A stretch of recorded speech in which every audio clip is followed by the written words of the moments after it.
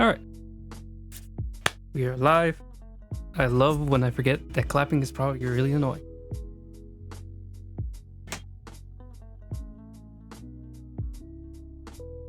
Okay, I'm still kind of rushing this setup real quick, so I'll give you just a moment to... I think I just need to mess with the camera for a bit. Then probably grab a coffee at one point, but I still have some coffee from the coffee shop, which is closing, which is not great. My favorite coffee shop is closing, and I'm pretty upset about it, but I think in the back of my head I always knew. I think because it was also like a comic book shop, in the back of my head I knew. I was like, oh, there's like a time limit on this. Like these things for whatever reason just never work out. Let's see. Bring down the brightness. Just bring up the exposure just by 1. Come on, move. There we go. A little bit more exposure. Focus is fine. Zoom is fine. Bring up the saturation. Something too insane. Contrast. Sure. Bring up the brightness just a touch. There we go. There I am, unfortunately, in all my glory. Alright, I'm gonna keep that there. And I think that's pretty much it. As far as like setting up the camera. And audio seems to be working as far as I can tell. I don't have any copyrighted music playing. Oh, well, I mean, I guess it technically is copyrighted, but all you have to do is just like make sure to mention where you got the music from. 1 second.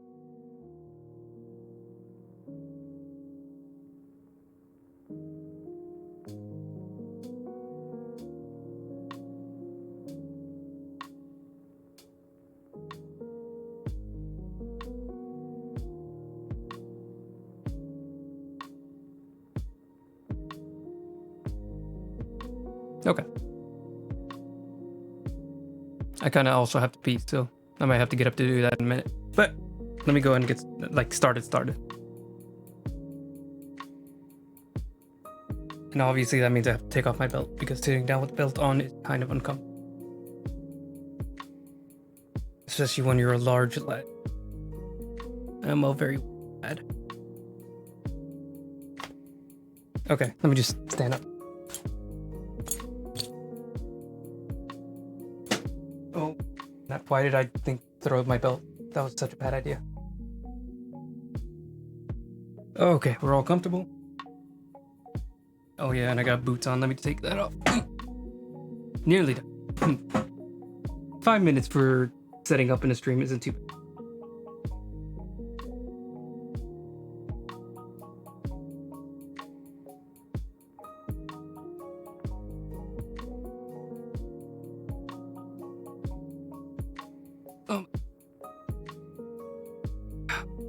He's so stubborn.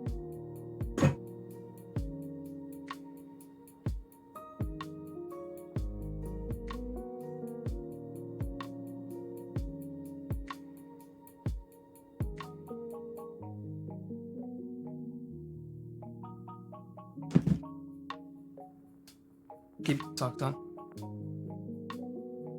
because it's pretty chilly in my room.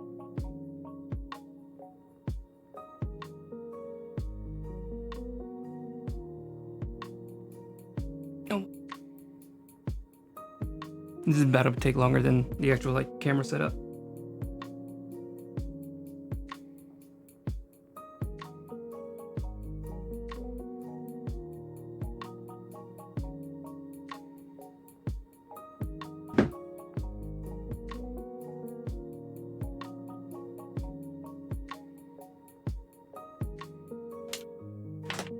Alright, I'll be back. I'm gonna go use the bathroom.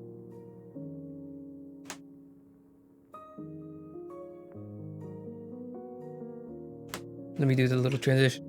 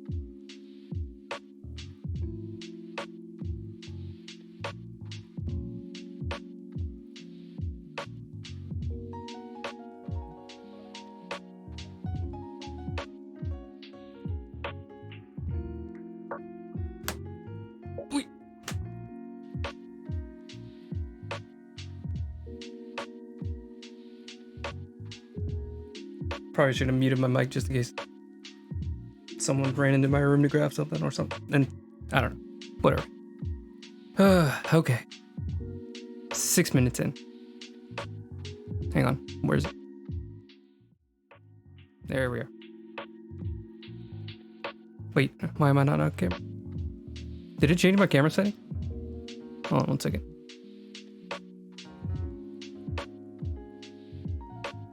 Why would it? That's really obnoxious. Hold on.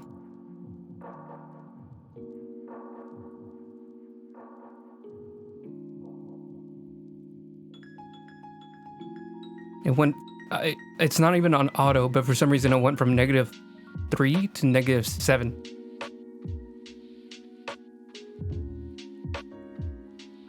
Now you can see me a little bit.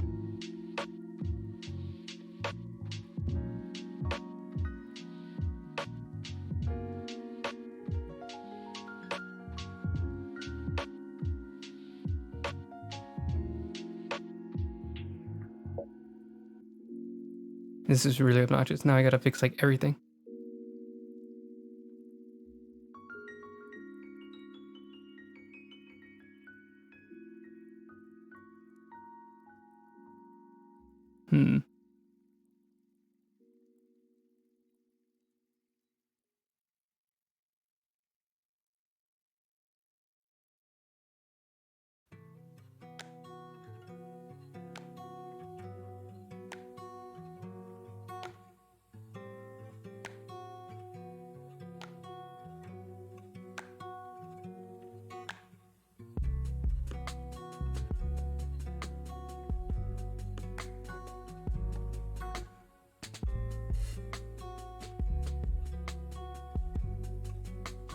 There we go. Let me pull up the saturation just a little. There we go. Oh. Not sure why, like all of my camera settings decided that they didn't want to work anymore.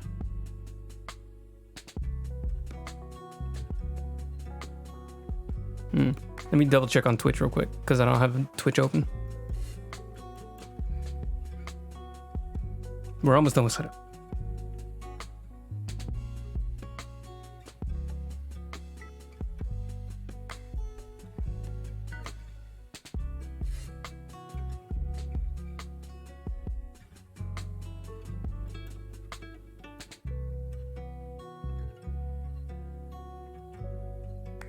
That's the wrong one. Whoops.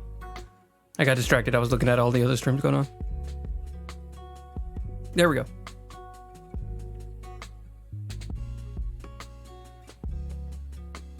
Let me get light up closer.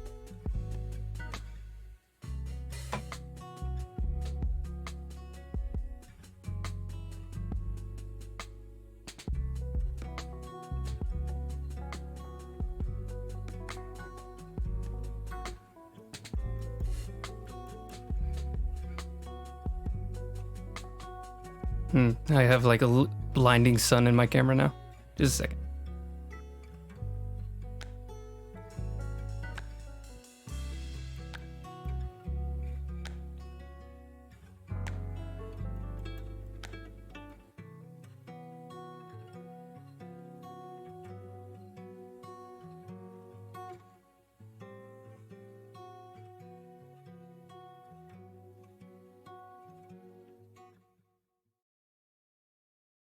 Yeah, not sure why it got so dark. All I did was like turn off the camera for like 5 seconds and then all of a sudden all the settings were wonky now.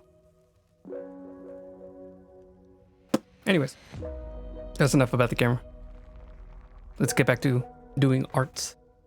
All right, so last night I took a little look at it. I spent some time actually writing down some ideas of what I wanted to do, what I was hoping to accomplish. Wait. Man, this thing's worn. Anyways. So let's see. So we're still trying to find the balance for the heart flames, heart fire. I call them heart flames. But you can kind of call them whatever you want. Yeah, all I added was I added this desaturation filter so we can check out the like values once we're done. I can definitely tell that the brightest of brights are almost like non-existent. Like it's almost only grays, and like even the brightest parts, like her eyes, are still pretty. They're still pretty gray. So we're gonna work on just like maximizing the contrast, making the darks darker, making the lights lighter, that kind of thing. Once we get around to that. So let me pull out my notes so we can go and talk about it. All right. So I just have to finish the lighting, adjust the elements so then, you know, like everything's in balance where the fire is blurry enough that it doesn't like take up the flames coming out of her chest. That becomes a focus. And then just some final touches of making sure everything's sharp, making sure there's no like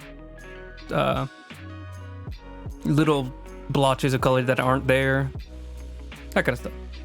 Then we and here's some ideas. So like I'm gonna increase the size of the embers. So these little flakes of flames that I have, I'm gonna bring those up. I'm gonna change the size of those, maybe see if that does anything. We're gonna have the noise of the fire. So I added like a little noise gradient, and I realized that I could actually make the texture larger. So it might be a little bit more noticeable if I increase the size of those. We're gonna add some tears because I wanted her to be crying because she's very emotional. This is all about, you know, her being, you know, literally her world like falling apart in fire. You get that. Then what was the last one? Increasing the contrast, which I mentioned earlier. That's probably gonna be like the one that really brings it all together. So let's go ahead and get started. I'm gonna do the embers first.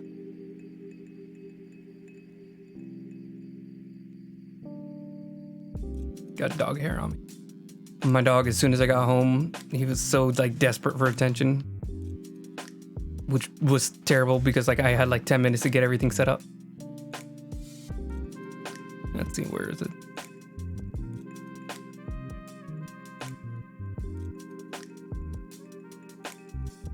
There it is.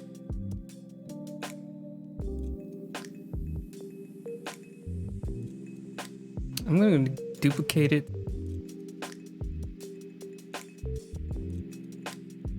And I'm going to turn it off. I'm going to merge them. Then see if I can change like the size.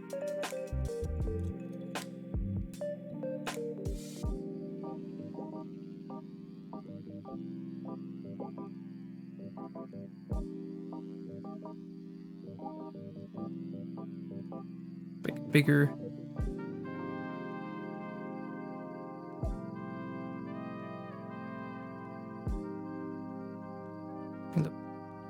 It's not letting me change the size. Or maybe it's just taking so long because it's now we're like at a huge layer size.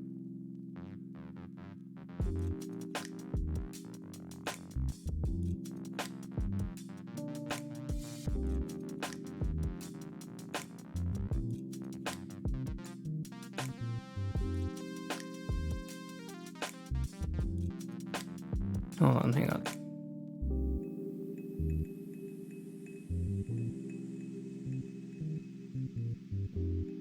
I'm going to take it back to right when we created the copy.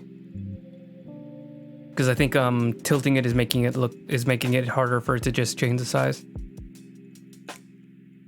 So one thing at a time.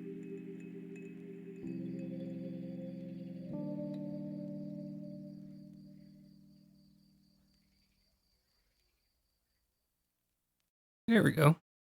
It's a lot bigger now. And then let's see if now we can tilt it.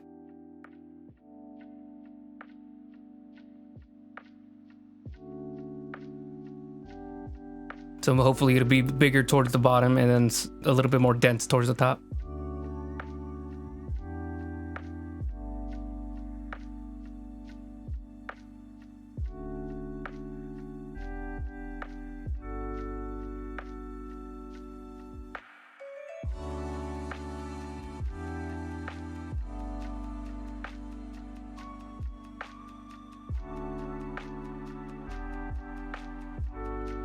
It's loading, so it's not letting me do anything right now.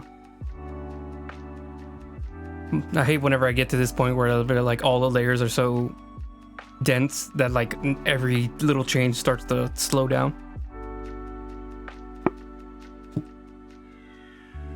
There's probably ways to resolve it. I could be like deleting some useless layers, but you know, that would be too easy.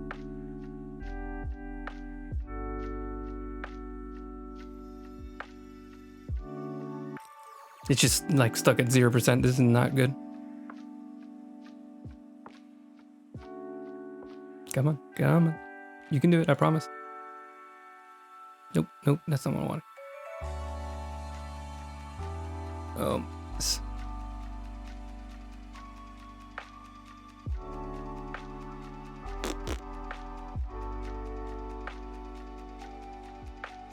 I might have just crashed the thing.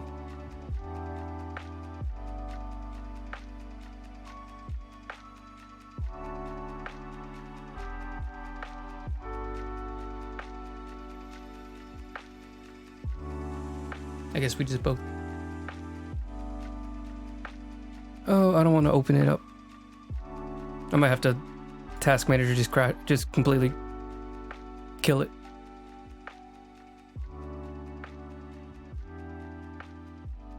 I'll give it like 5 more seconds.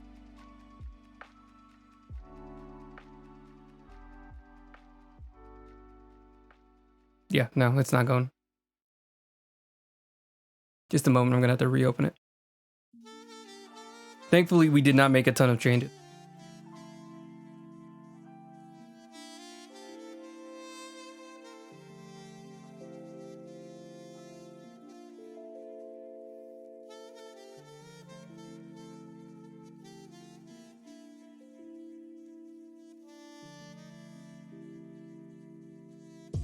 It does take a while to open up too.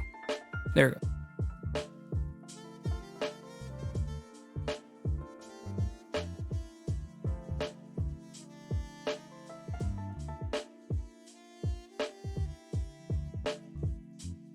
Oh, there.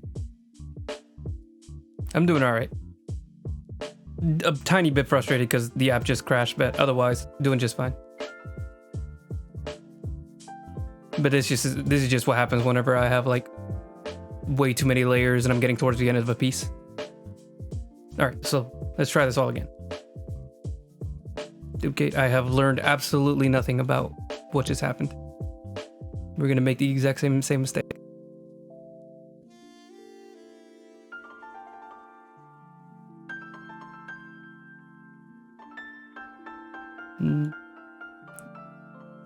I've also found out that you can just change the scale of something by like changing it over here on the tool options. Here we go.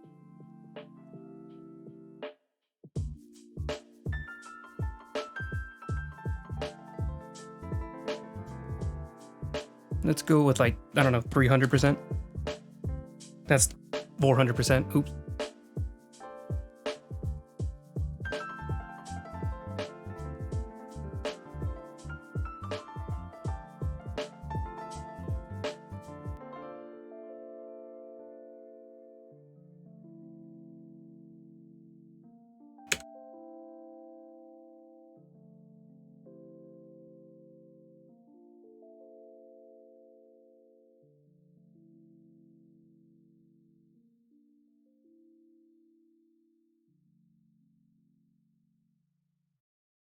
It crashed again. Oh my god. Doing this one change is like actually causing my computer to have a heart attack.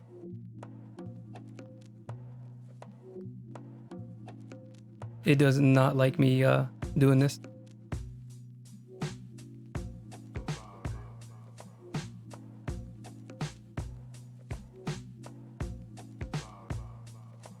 Oh, it woke up.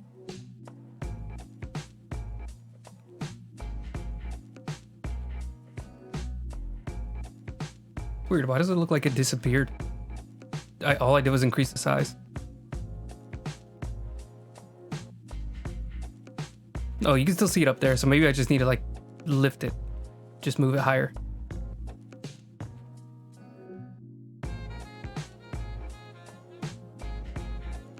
Oh, there we go. See? There it all. Okay, yeah, so it's still here. It's just I was in like a very empty section. Maybe something like right here.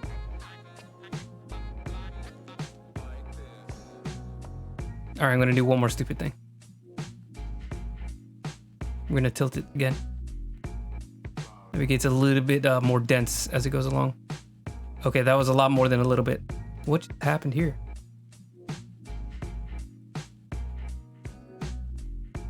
Is that gonna show up? Like, it looks broken.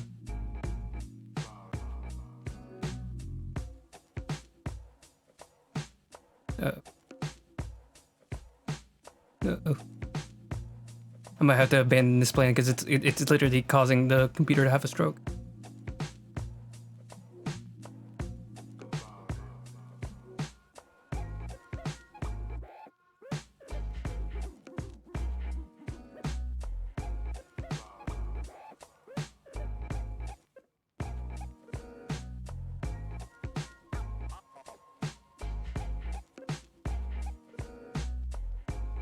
Come on. You can do it. I believe in you.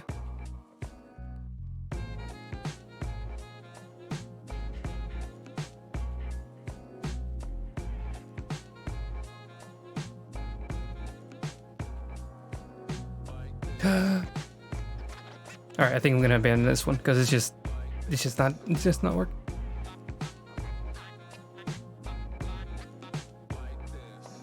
Ooh. I like the idea, but it's just not letting me do it. Basically, I just wanted the embers to look closer.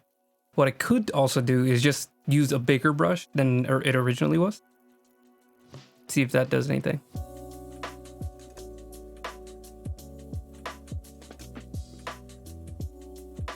Bet I would first need it to actually like finish doing its process.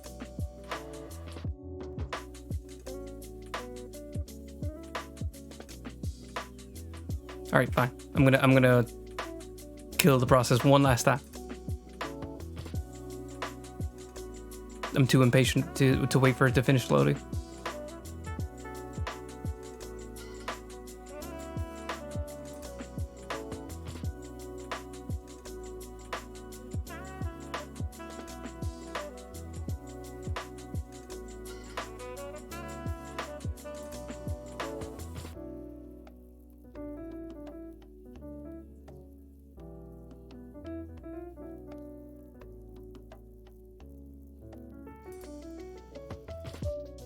There we go.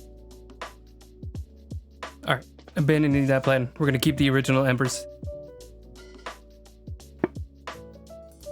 But let's see if we can try to make like bigger.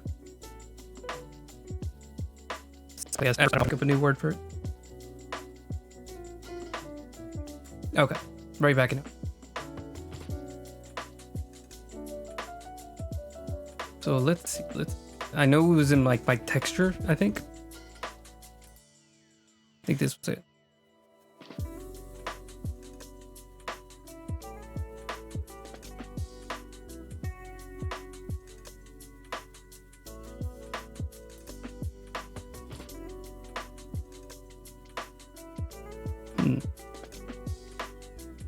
I think it's already the right color. Let me try to find like one with like bigger pieces.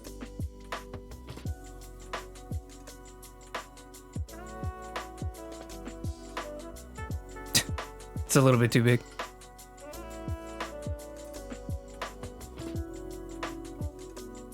Or maybe I should just make it like the original size. Good. I don't know about that. I need something like, I need it to look flaky.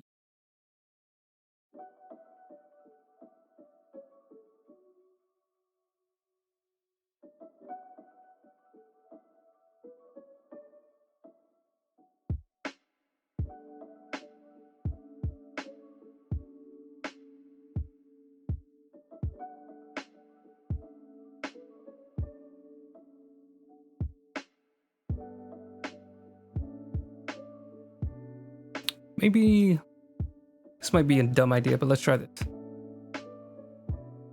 Let's just do it with the pencil. This can't go wrong.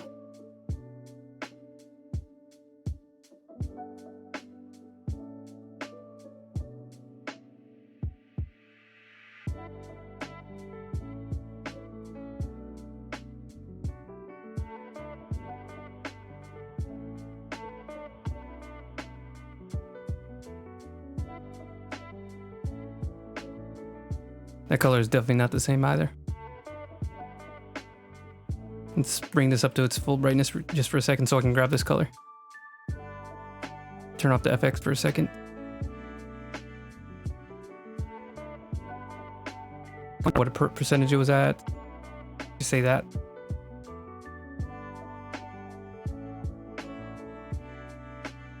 Oh, I'm in the wrong layer.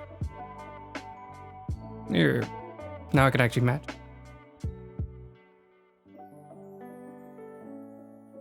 Make some big ones towards this section.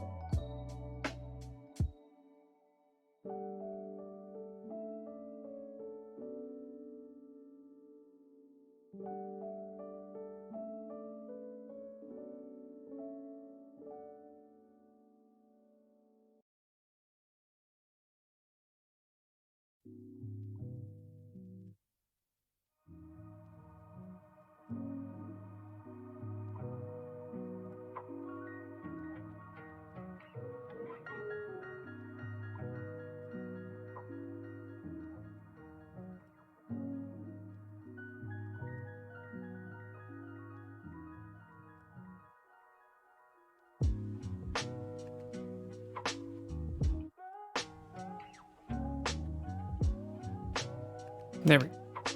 All right, just a little bit of adjusting to the embers. I don't think it made a huge difference, but it was just like a little bit more refined towards the areas that I thought were important, which was like the front, where like you should see a little bit more embers because, you know, she's sitting on wood beams that are also like falling apart. Wooden beams, the wood floor.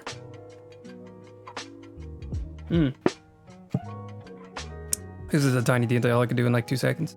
Let me go ahead and add the tiers. Let's like do it right here above the group maps. Or actually, let's do it above the line art even.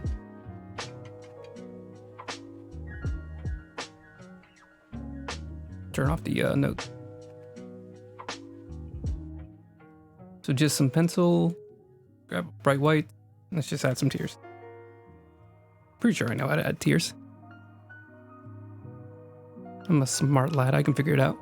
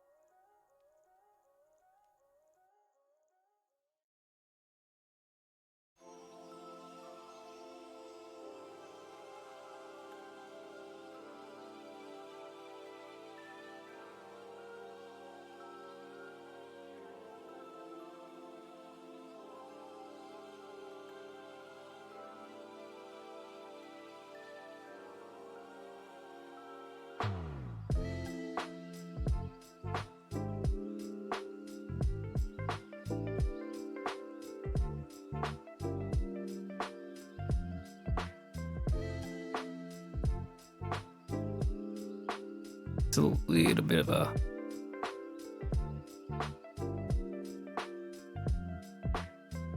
Add a little bit more of a roundness to it.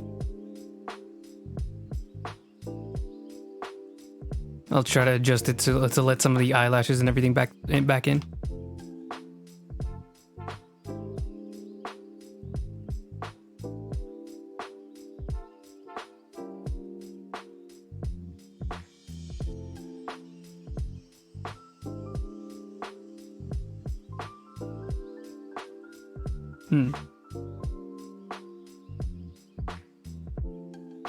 Just a second while I look up a reference.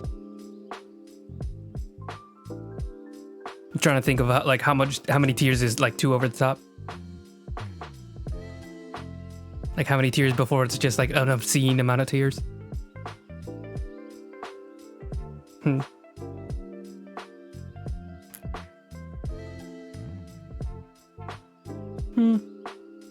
don't need too many to get across what's going on.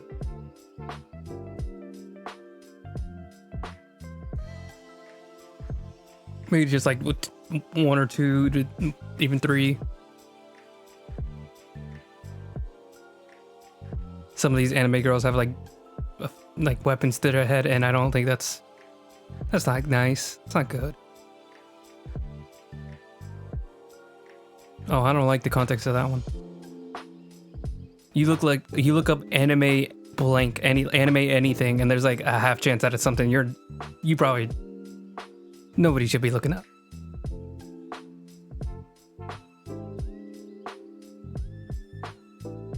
Oh yeah, this one's over the top. They got like teardrops like the size of their eyes.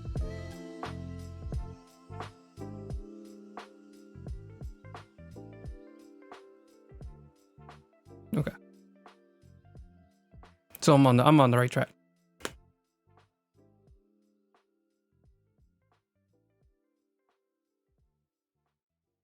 Maybe just like a little bit of connecting here.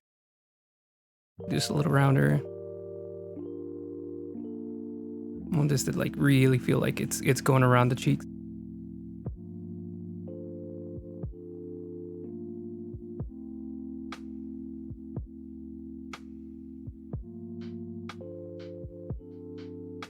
Result. Erase this. Erase it. Erase everything. Everything. We're starting over. No, I'm not. That'd be way too much. That'd be way too far.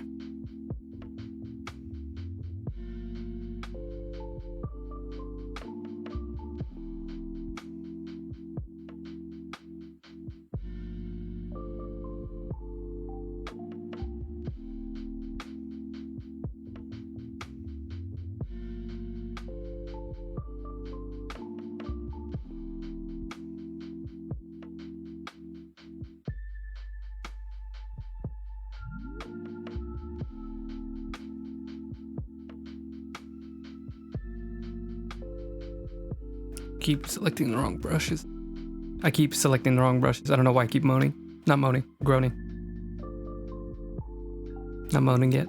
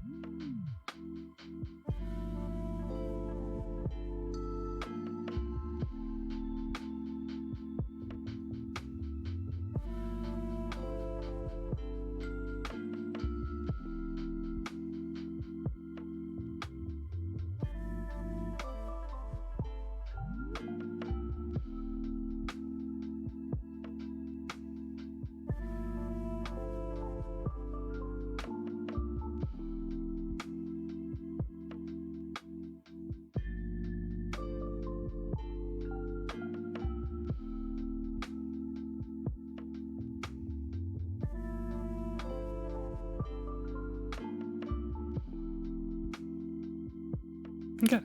All right, let's try the other side now.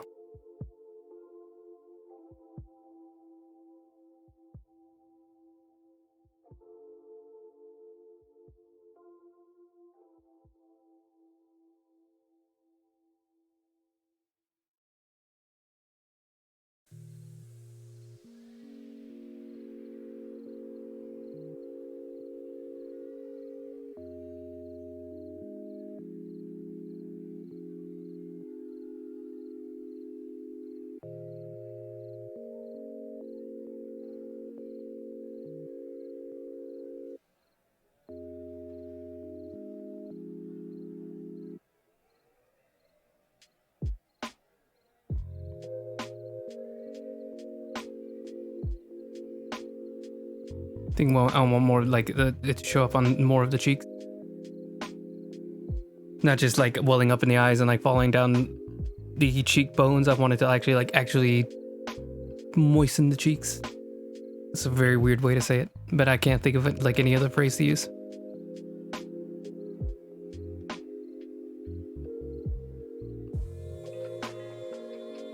Again, I don't want it to be too much, so I might like dial it back, but right now we're gonna keep working like this. What layer am I? Okay, just making sure I'm on the right layer. Beep bop, beep bop.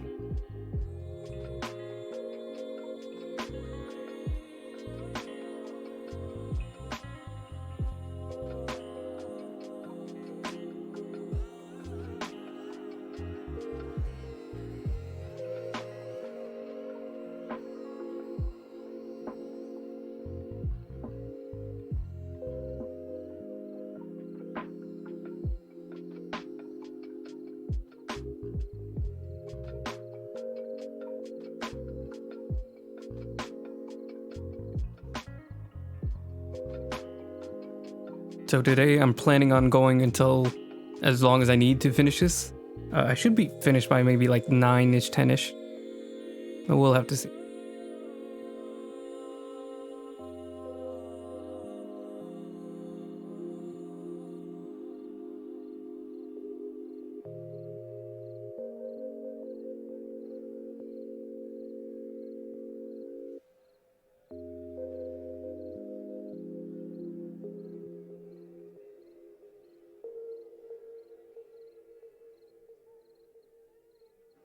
Oh yeah, some teardrops like going around the chin. That's definitely necessary.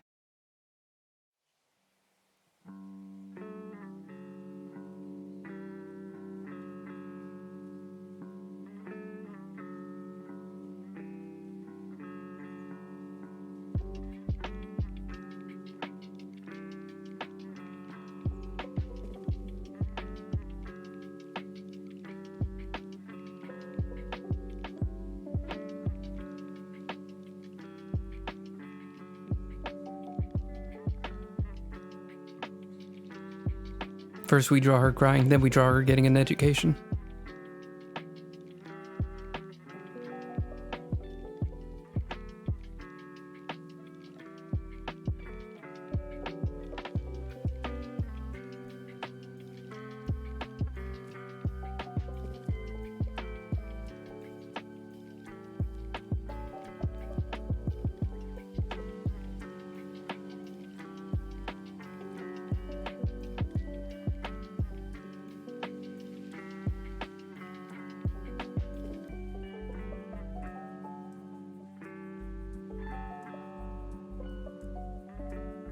We'll dial this all back in and we'll make everything work together a little smoother.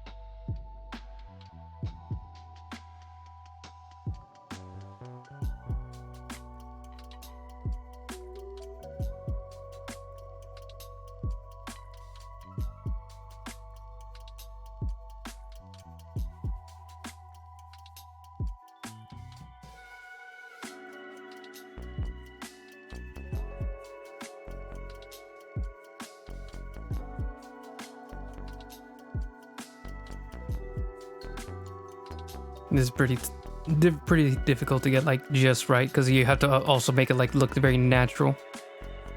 Which I mean, you know, it doesn't have to. I can make it goofy, but I'm trying to keep things like, you know, to fit a tone. I don't know. I mean, I think if I had a little bit more of a stylistic look for this one, I might be able to. But this one has like a very, not realistic, but I mean as far as like the proportions and like the design of the characters. Like she's just not wearing anything that crazy. She's just wearing a shirt and pants. Her eyes aren't huge or just normal, almost maybe just slightly larger than it would be in real life. The nose is proportioned just like a regular nose would be. Mouth is what I think a normal person's mouth size would be. Maybe slightly exaggerated to like really sell the expression. Alright, maybe it's not realistic. Stop yelling at me. I just choose wrong. Okay. I thought I accidentally used the color picker because I was not trying to.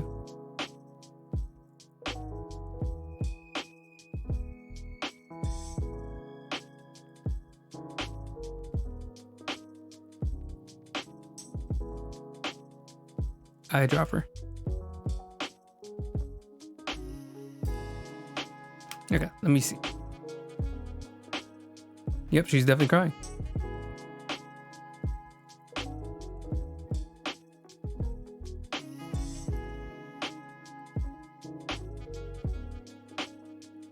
And try to like fade some parts in and out.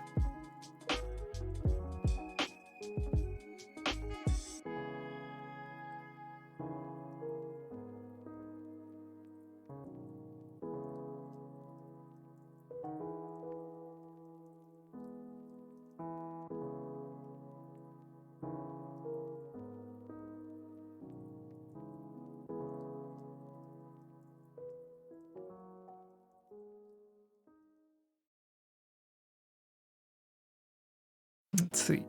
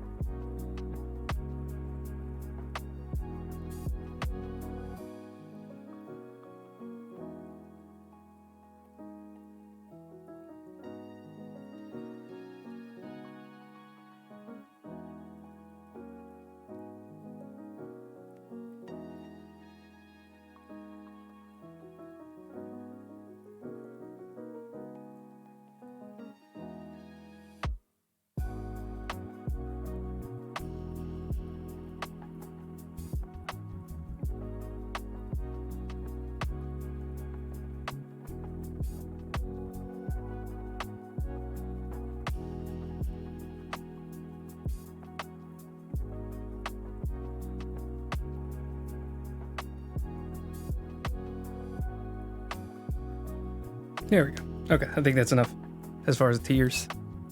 Hold on. I said that, but let me just do like a little bit more like spots where it like catches the light.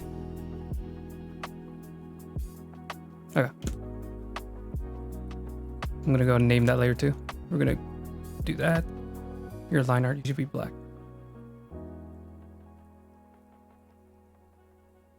Just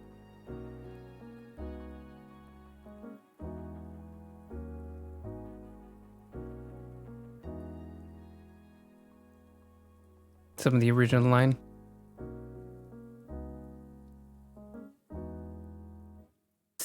I think I should have kept it a little bit rougher, but we can critique everything once we're done. Maybe for the next piece, we'll try to do that. I think maybe for the next few pieces, I want to do like a few headshots. Maybe do it at like crazier angles because that's usually how I like to do these things. Let's see. Zoom out for a bit. I'm going to straighten things out. There we go. Zoom in. Okay. So let me go and cross some of these off the list.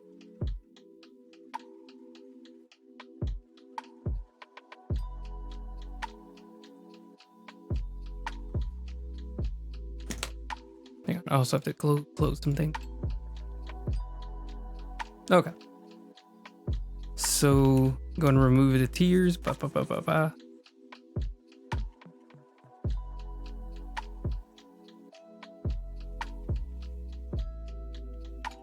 Increase the amber size. Now I just need to adjust the fire noise, and then we can do the contrast, as well as like fixing all the other elements. All right, so let's go.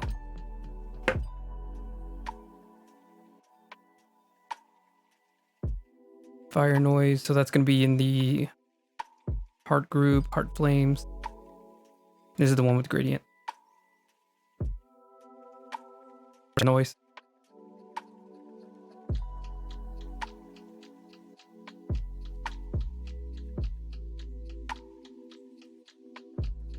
If I can find it.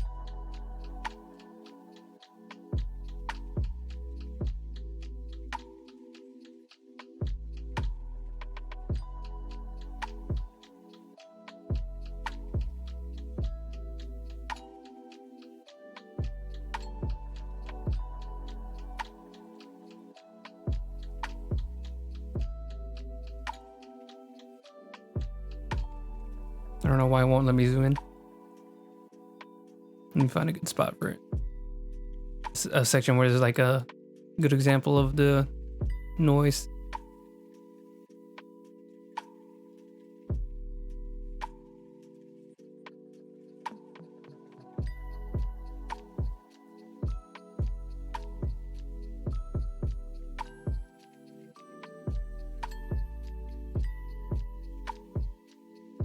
Okay, like this little section here.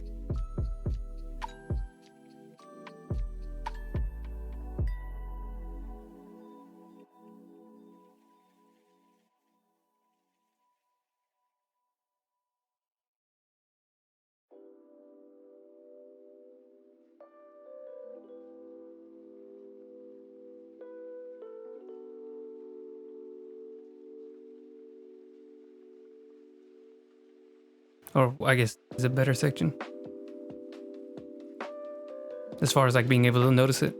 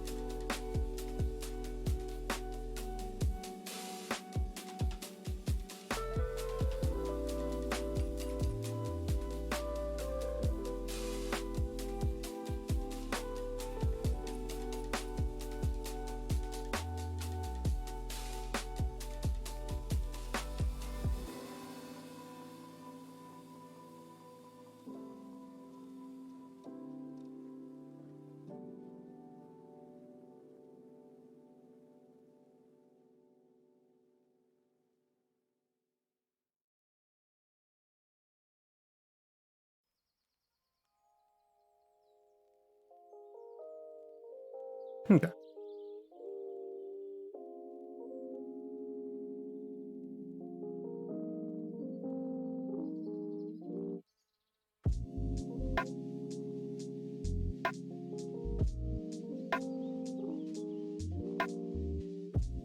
Okay.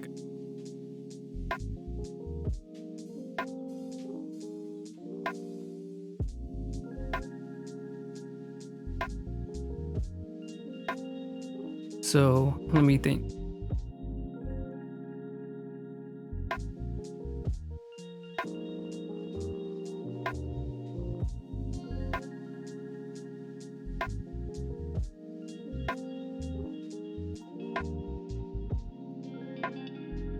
I didn't do anything. Okay. Select from opaque. Place.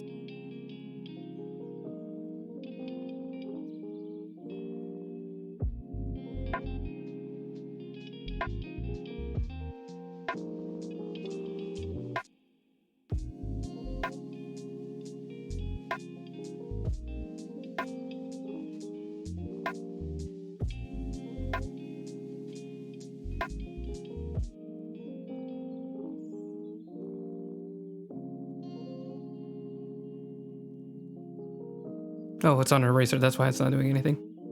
I keep forgetting that part.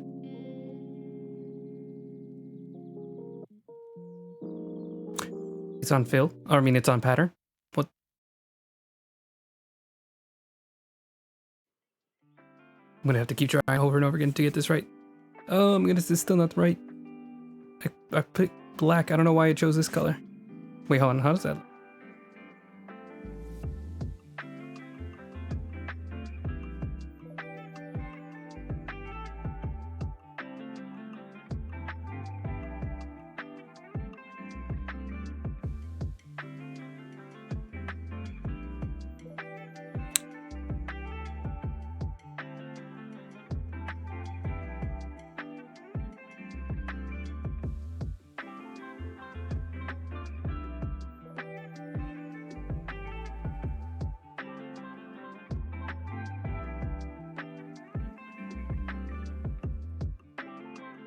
Hang on, just a minute. I'm cooking up something.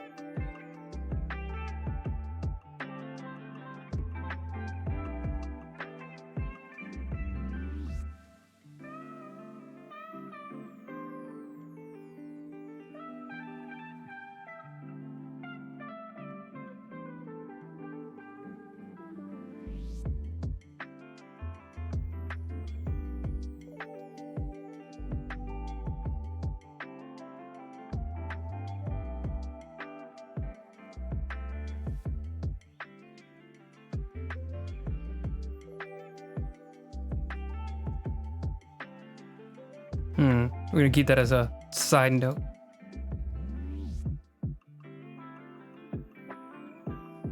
Alright, this time we're gonna do what I was actually trying to do, which was make it black.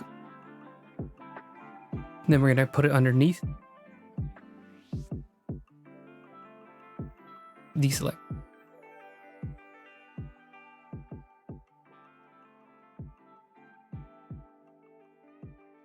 Select.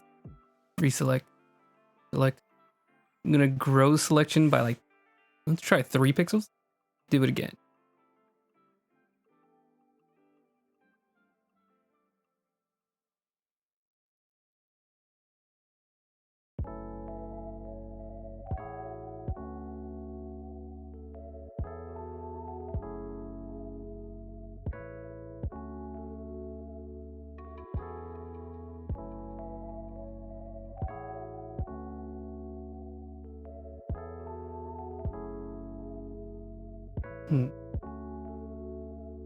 Am I missing something? Why is it not showing anything? Any different?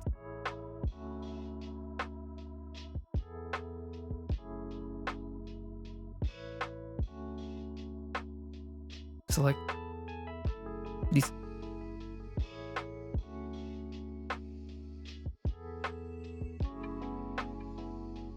That's weird.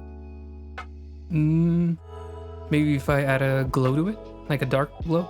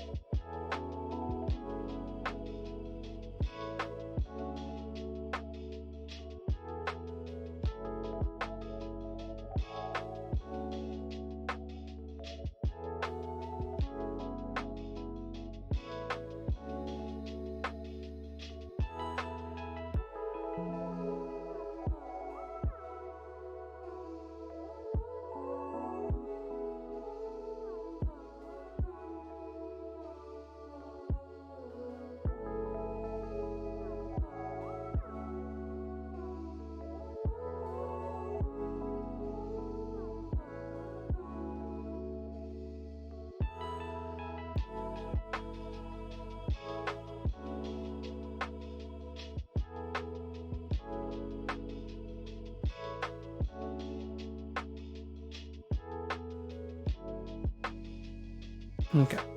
So let me try. First of all, erasing it in this center so then you can actually see the heart.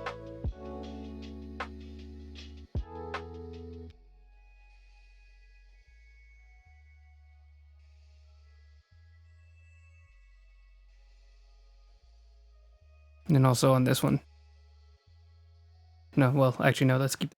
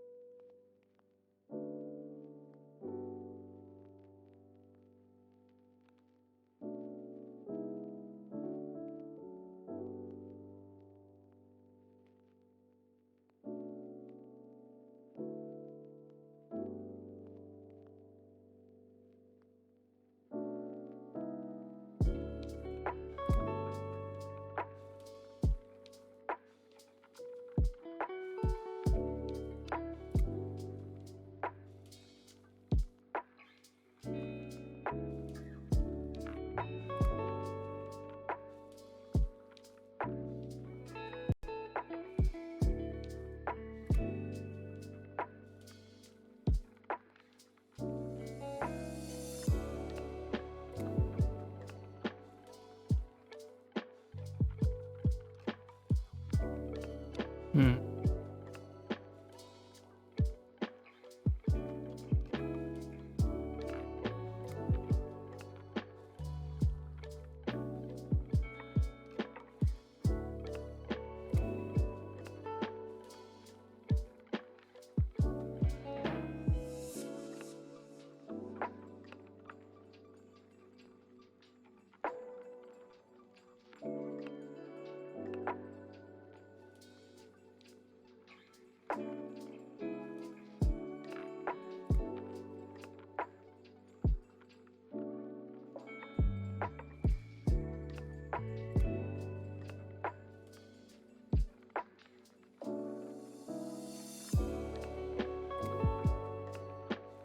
Trying to figure out what it does.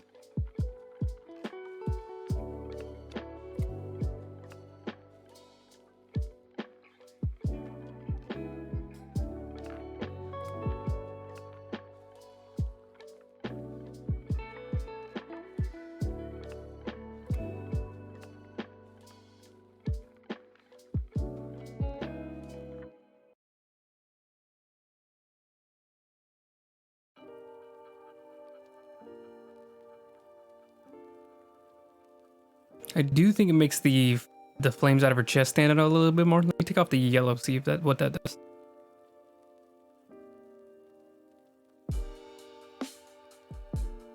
So without.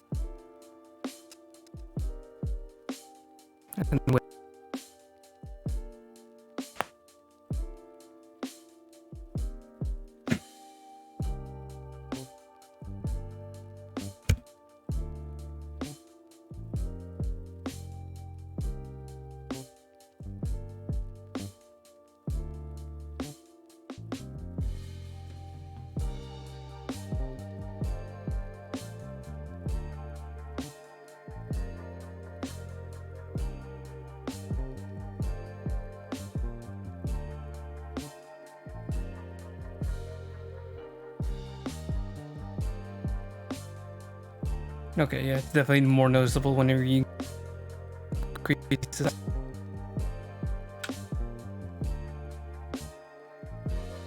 But no, I don't think I like that.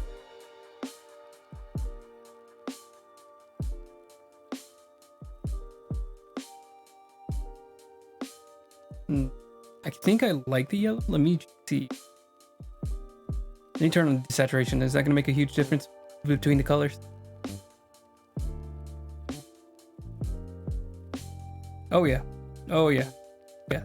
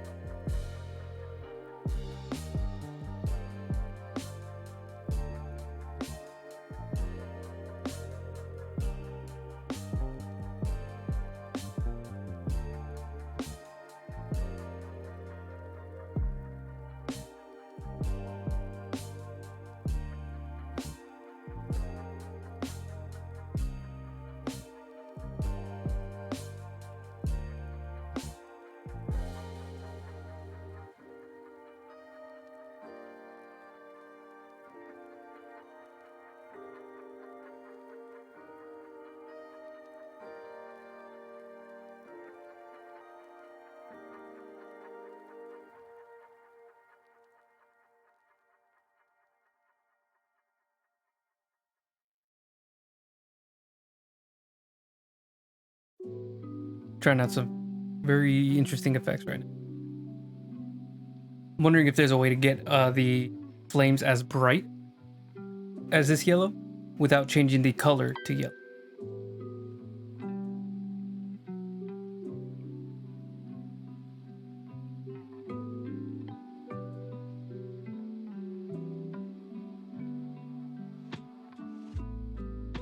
Oh, that might be the one.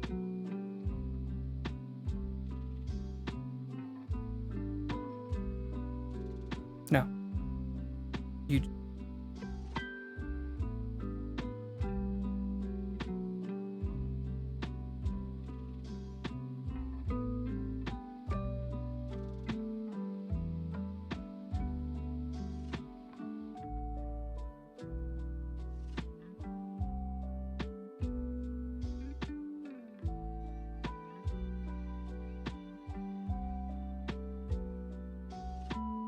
Okay.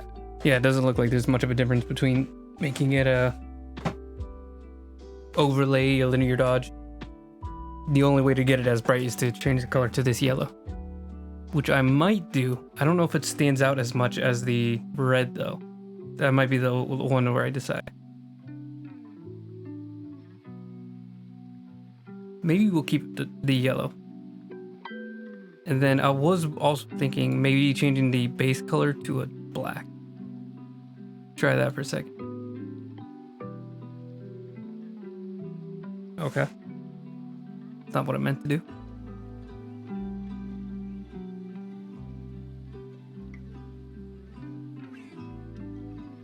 No, I don't like it.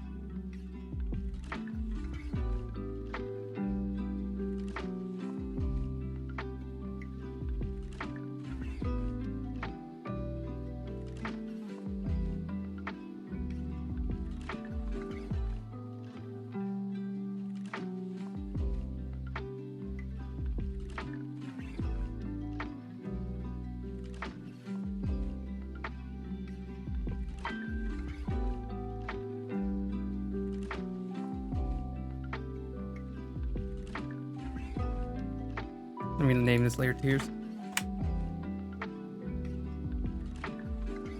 Sorry, I'm still trying to figure out what the balance I want is.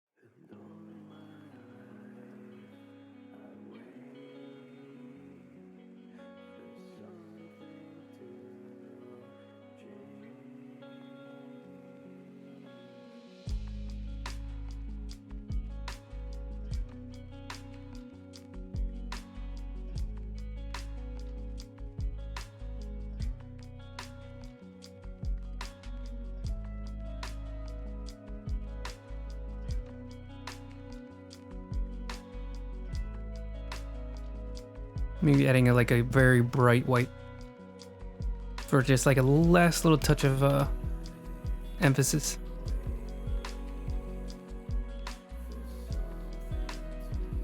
Actually, let me do this underneath the heart.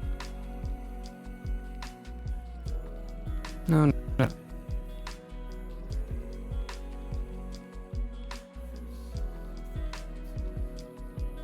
Oh, this is how I'm gonna do this. I'm gonna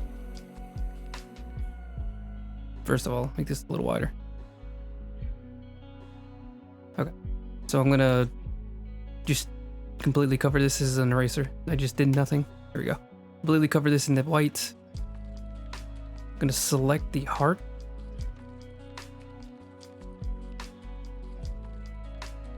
Dope.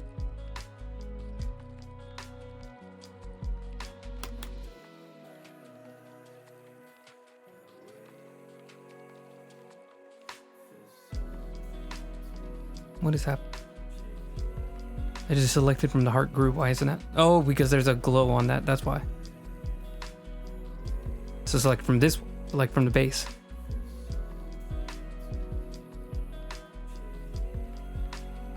I'm gonna scream. I keep selecting the wrong layers. There we go. I'm gonna grow it like a pixel too.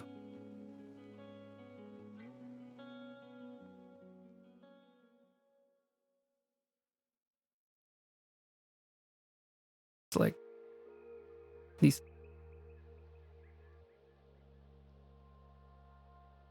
Gonna dial it down. Especially here.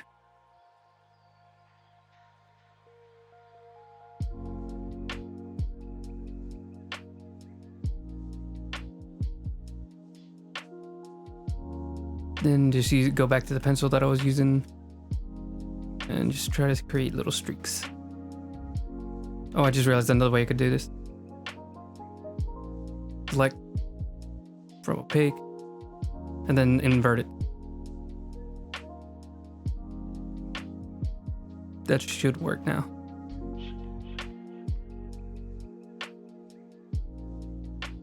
Oop.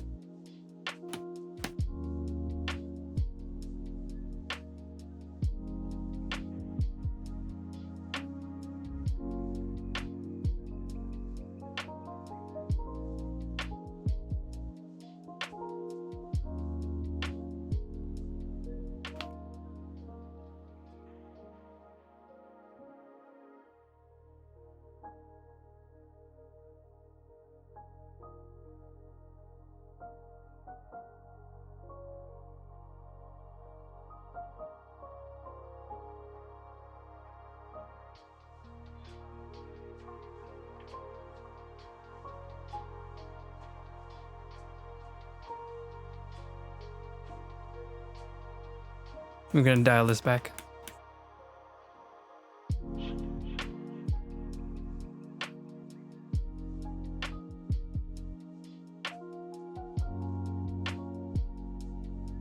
We're gonna dial it back a lot. Don't worry, don't worry.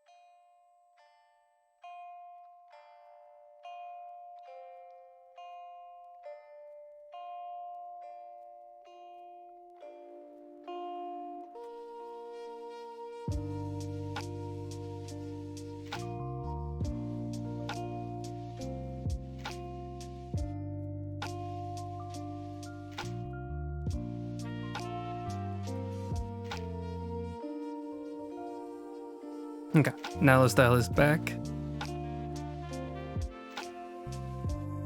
I think my hand's cramping up already. We just got started.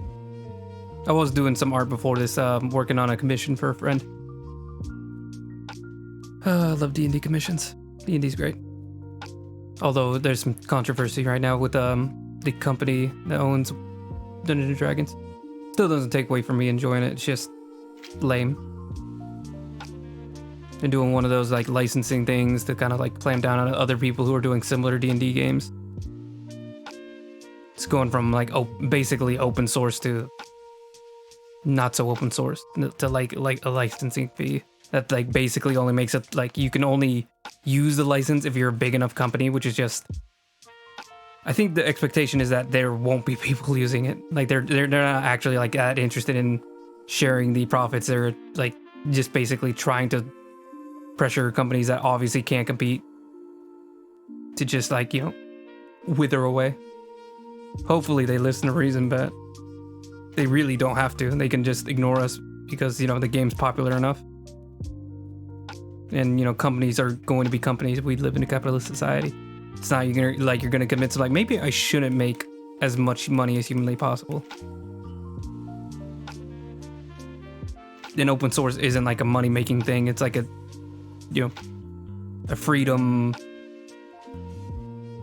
the rising of all ships kind of thing, where everybody can profit from one idea instead of just the one company that owns the rights. That's too nice. That's too kind. There's no kindness in capitalism. Kindness in capitalism only happens whenever it's kindness at the cost of capitalism.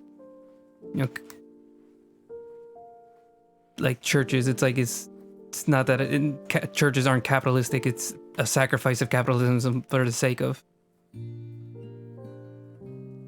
maybe a church doing nice things, whether or not they're, trying to capitalize on what's the word? Tax evasion, or not tax evasion. I mean, it basically is a tax evasion scheme, but the word I was actually looking for was like tax exemption.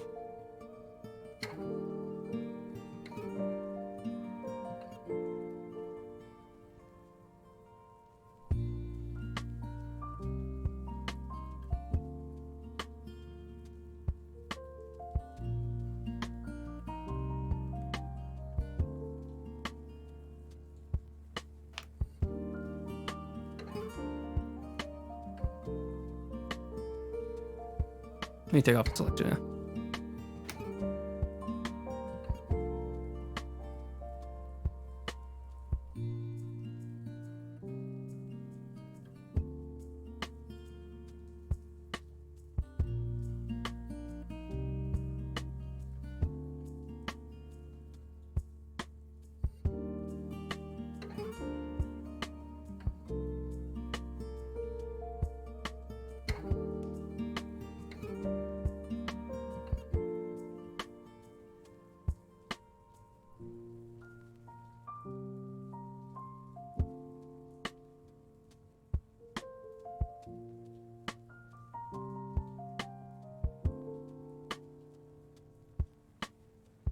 I don't remember why I went on an anti-capitalistic rant, but that's what happened. Those are the vibes.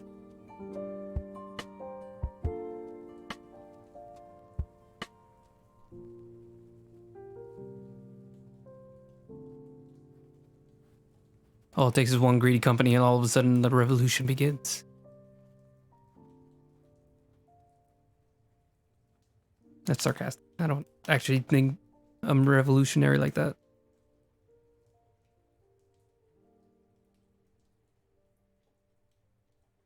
It's just, frustration and not being able to like do anything about it. I mean, besides unionizing and,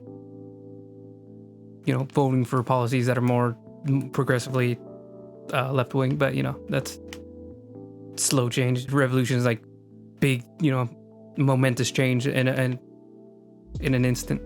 Why am I talking politics? I'm trying to talk about art and D&D. Sorry about that. I mean, it is what it is because I do care a lot about politics, but that was not my goal here. Happy accident. Is my camera... Do I look like I'm glowing in the camera? Is that the saturation? Or is that the exposure?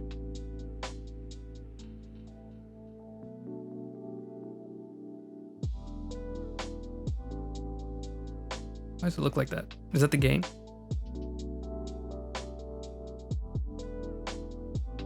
I think it might be the gain just a bit. Let's try turning up the brightness.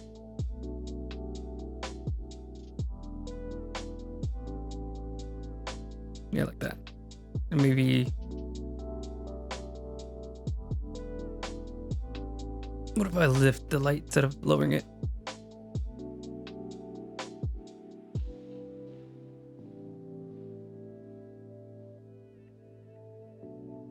I basically made no change. Anyways, we're going to keep it that way anyways. We're going to keep it that way either way.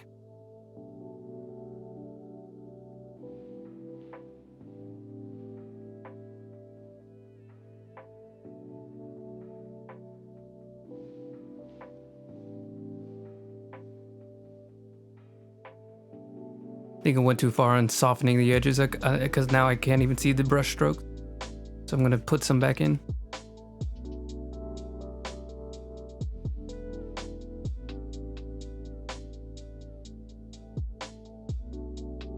Maybe even like a little bit of it peeking out from.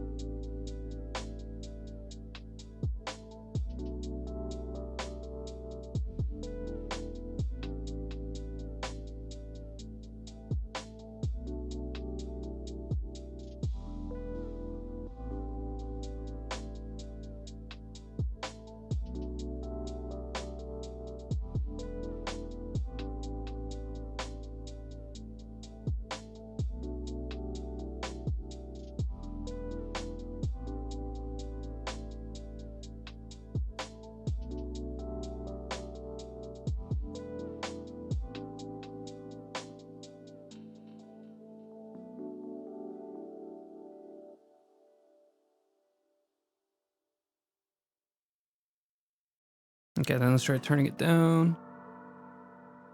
Just not too much down. I just wanted to like not be so blindingly there. All right. Also, let me see how this looks with the desaturation real quick. That's very nice.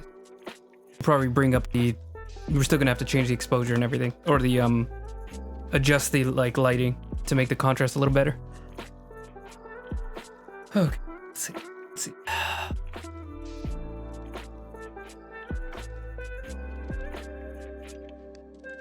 Oh, hold on. Okay, sweet. Can still change it. So I was just wondering, like, I was wondering if I could make the support beams a little more prominent.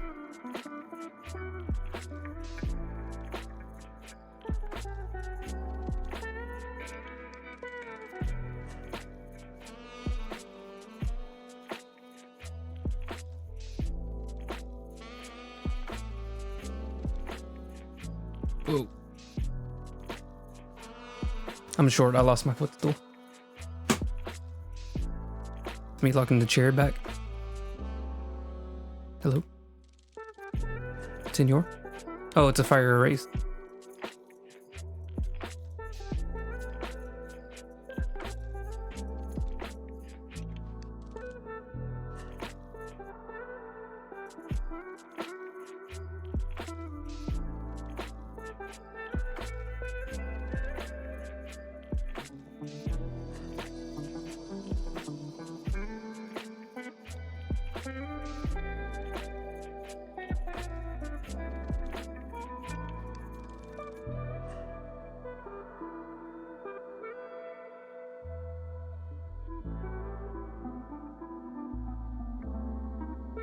Oop.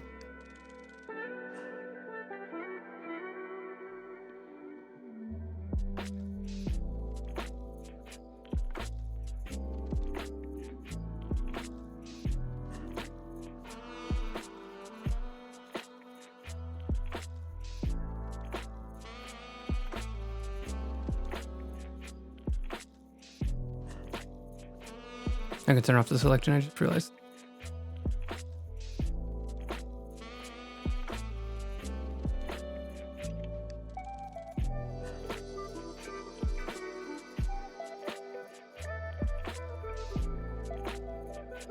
There we go. Have those stand out a little bit.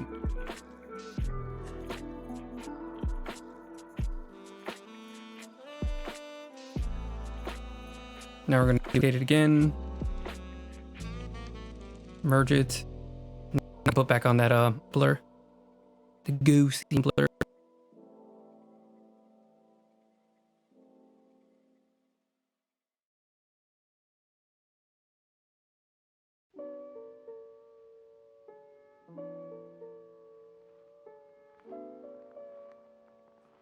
Oops. I was supposed to make that a mask so I could turn it on and off. Blur. That's showing up on camera. Yes, it is. Gaussian blur. There's probably a better way to say whatever that word is, but I'm going to say Gaussian because it sounds stupid. So, on. not very strong. Let me try more.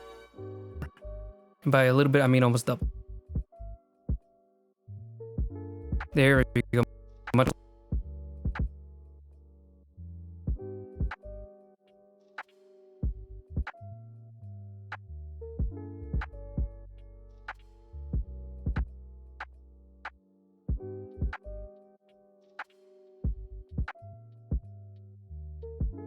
Okay.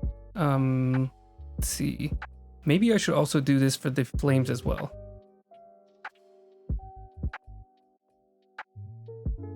Let me duplicate this. Turn this one off so it doesn't stack on top of each other. Merge it so I can start adding some adjustments. So I also am going to blur this. But I'm going to erase the blur towards the center. So it's sharp towards the center, but then it starts to blur as it goes towards the edges of the camera. So nice and defined over here towards the character, obviously. But then as it gets towards the edges of the camera, it starts to blur out. So you can see the streaks here, but like as it goes towards the edge of the camera, it starts to blur away. Nice, nice, nice, nice, nice. Obviously, I don't want the flames towards the center of the heart and everything to be blurry. Also, let's go back down towards the colors. And I'm going to put this in the same one, even though it's not a gradient map. So we can get it underneath the shadow. I'm just going to add some color in some areas.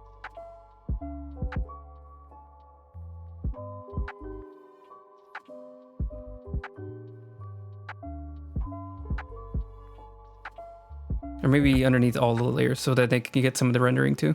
This is not what I want. Wait, no, that is what I want. Okay. There we go. Let's find a good color.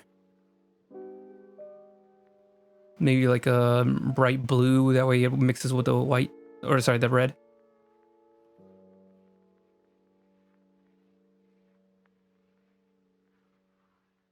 I don't have a bright enough.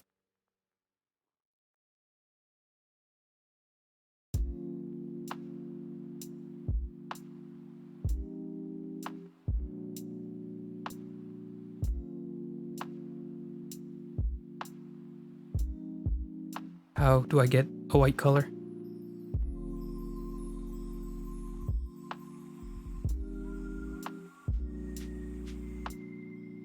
Maybe a yellow? Just stack them on top of each other? Nope.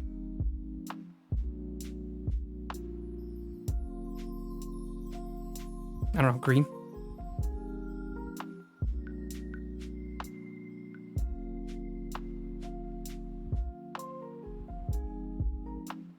I think that's actually kind of close to where I want it to be.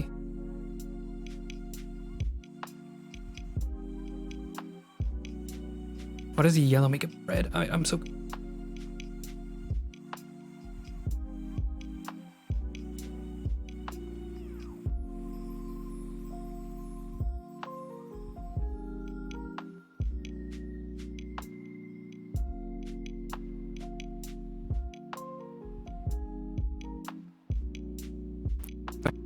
We're just gonna put it on top and then just add the colors ourselves.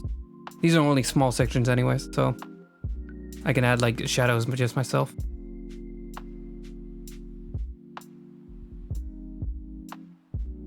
Or maybe we can do like color. It looks a little rough, but maybe we can just like find a better color.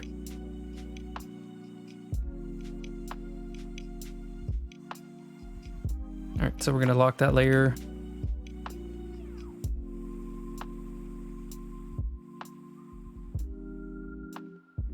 And try to find like a cleaner color. Too blue. That did not change the color at all. We'll find the right one. Nope, that's really blue. Still really blue. A little bit pinker. This one might be the one I keep. Yeah, it's like a noticeably whiter color. Perfect, yeah, I like that. Let's do this all on the same layer. Actually, we can call this like the extra colors. I'm gonna add like some random colors to like her jewelry. Hello? Hello? Why is that not adding any color there? Oh, it's because there's nothing there. That's upsetting. That's really upsetting. Okay, so let's do that.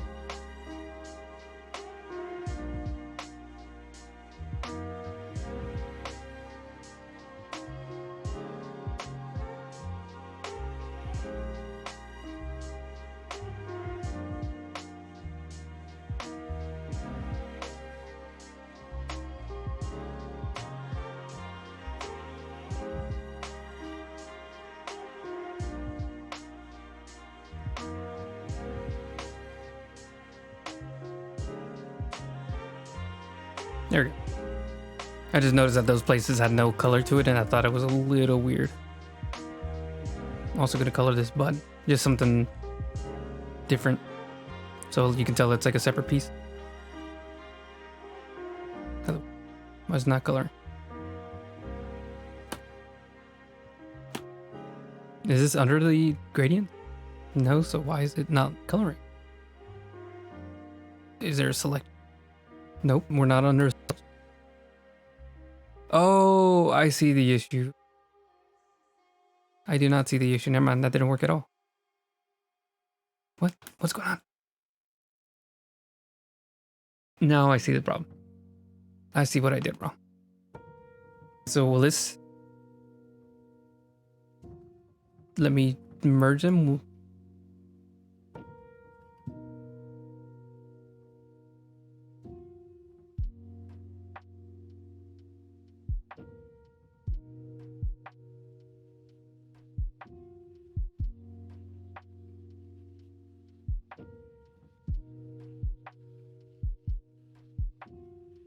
Okay, let's just leave it like that, actually. I could have done them all on the same layer, I just didn't because I didn't know what was going on. But now I figured it out, but it's already kind of too late. Because then I would have to redo like the other colors. Because one of them is just like painted on and then the other one's actually like mixed in.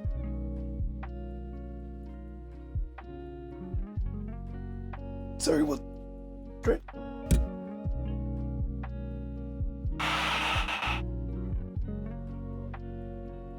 All right, good.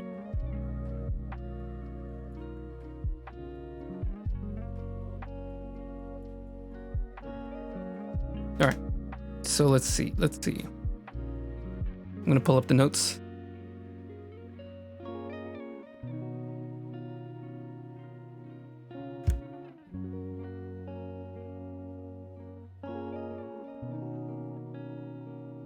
Okay. So we adjusted the fire noise. Didn't really do much, but I did figure out something else along the way. We're gonna save this one for very last because that's gonna have to be whenever the group is actually done and I can change all the layers. So now I just need to make sure I'm happy with all the elements, and I think lighting's pretty much done. Okay, I'm gonna just close this. So we're no longer gonna refer to that. We're just gonna try to touch up everything and adjust everything to my liking. Am I gonna need to color the I think we're good without the line coloring. I think there's enough color going on already.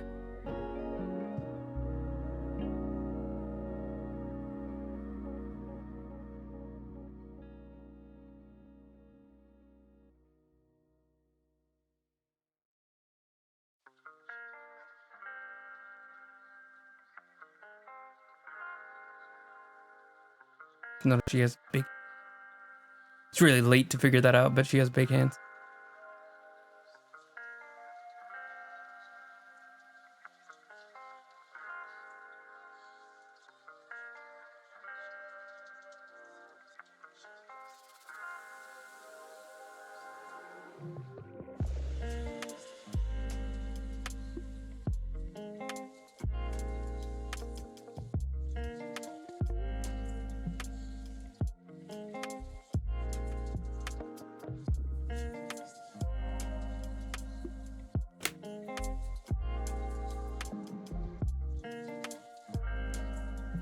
I'm gonna erase this like outline of the heart just a little bit.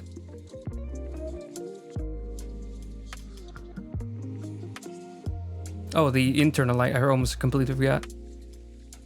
Pull that up. First of all, let me delete some of these references that I don't need anymore. I think this is pretty much the only reference I want to keep because this is what I'm going to try to do now. This is what I meant by lighting. I should have been a little bit more specific, but I wanted to also get like a light inside of her.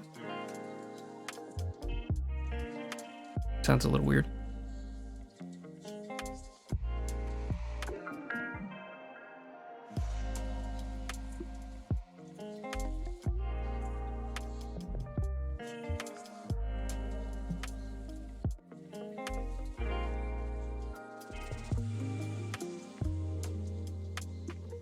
Okay, so let's see. What?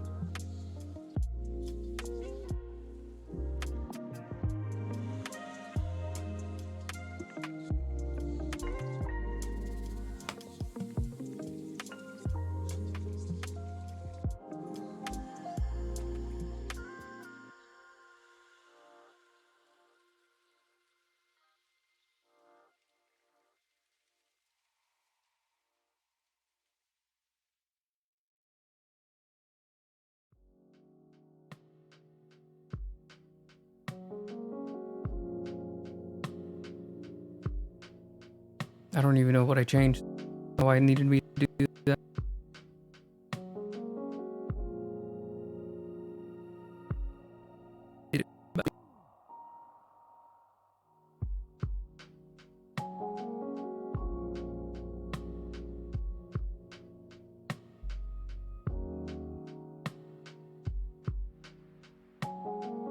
Oh, ribs. Whoops. I'm on the wrong layer.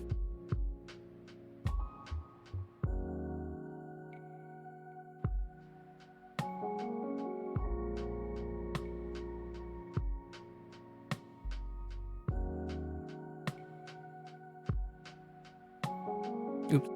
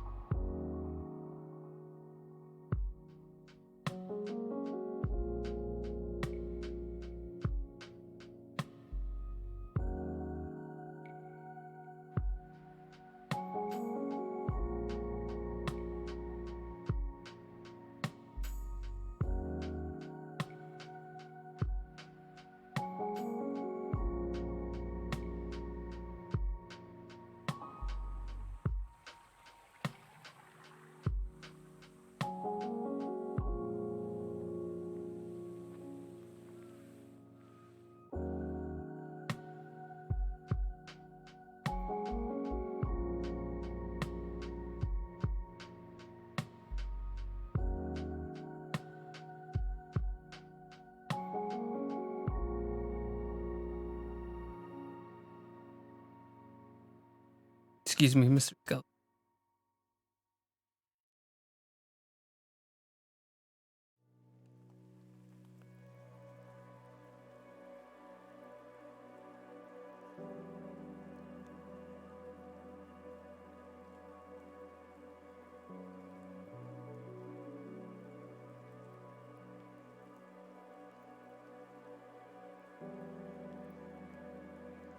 There we go.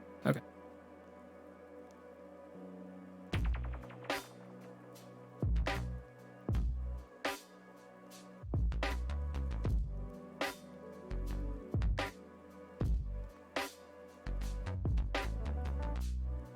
I'm going to turn off this. Well, turn that back on.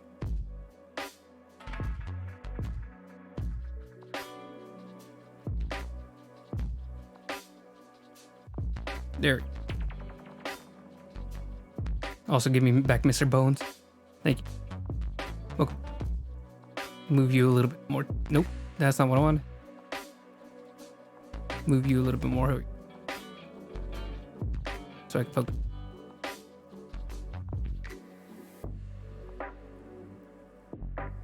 Here we go. Now we can get started on it.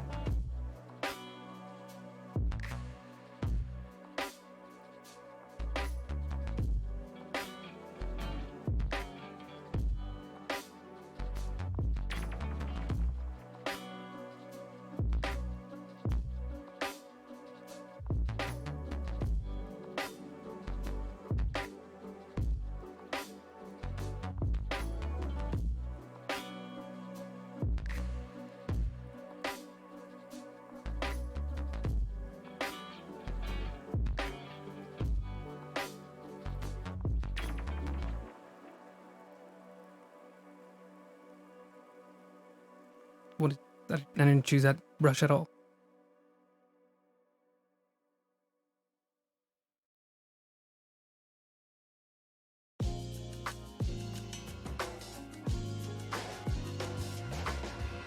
I'm gonna lose my mind. Please just work the way I'm asking you to.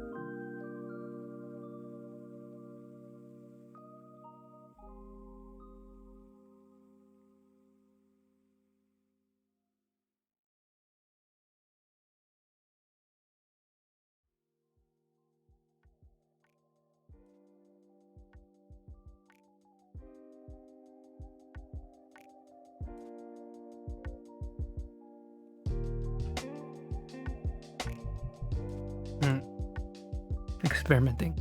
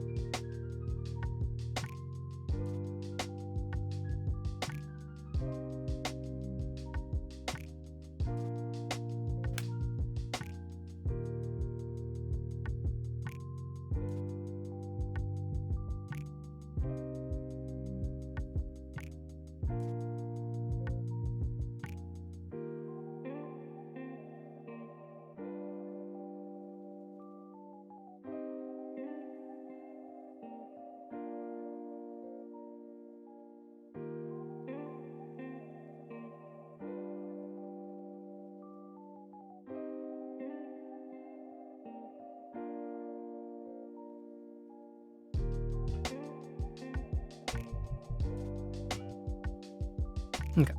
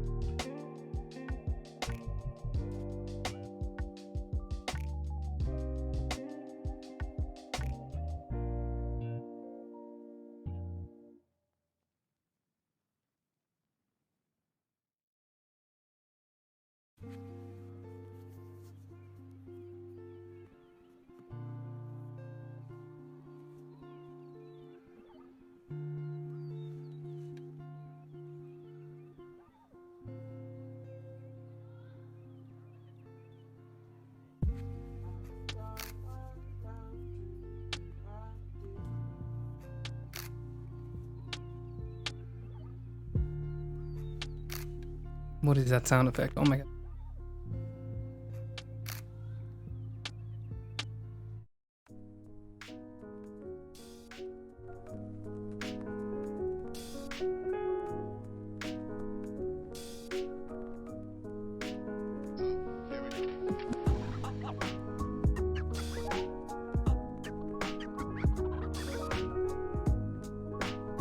This sounds much better.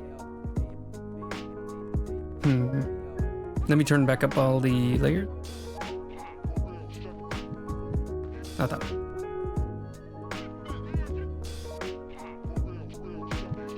Let me turn off Mr. Skelly.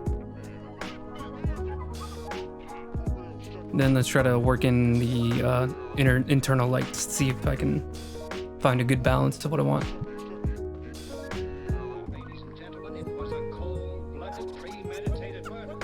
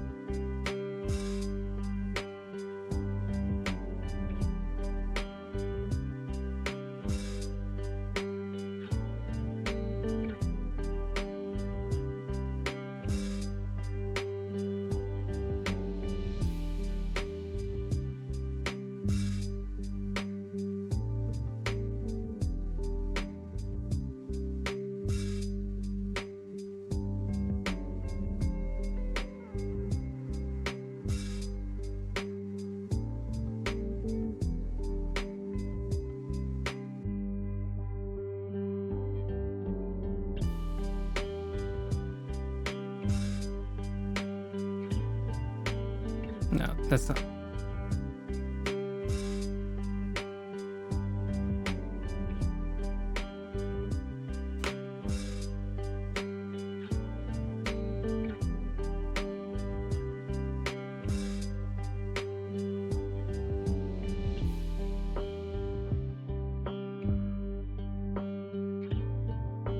Okay.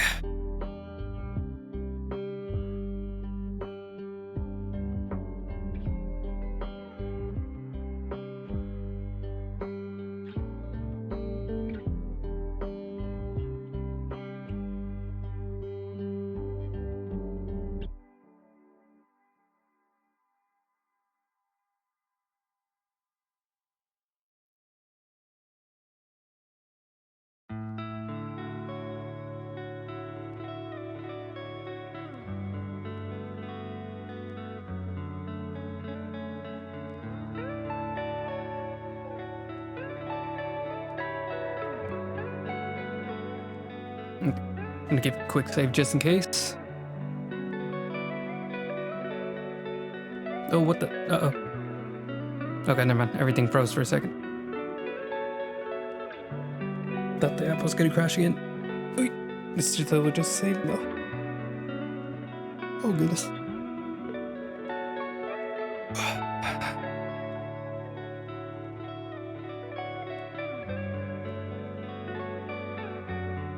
All right, let's just do this as a test.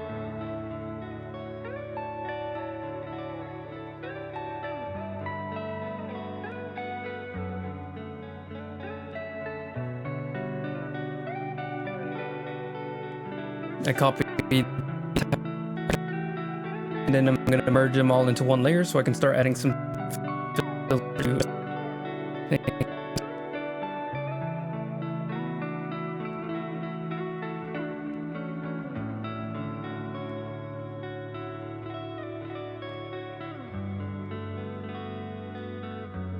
So this is what we're at right now. So we're gonna add some, let's see, color adjustment curves. I like setting it up at 3 points for like the shadows, the mids, and then the highlights. So we're gonna bring the shadows down just a touch because I still want to keep some of that color. Bring the mids down. Yes, bring the mids down just a touch. And the highlights I'm gonna bring up way higher.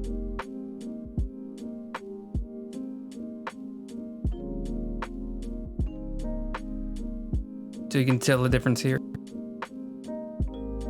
Can't even go further, so let's do it in black and white.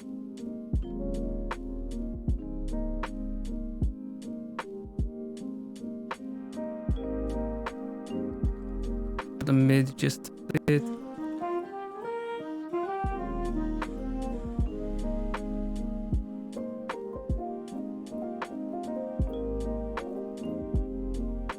Whoa, that's a little too much. Maybe if we put another filter on top of that, the just HV saturated just a hair.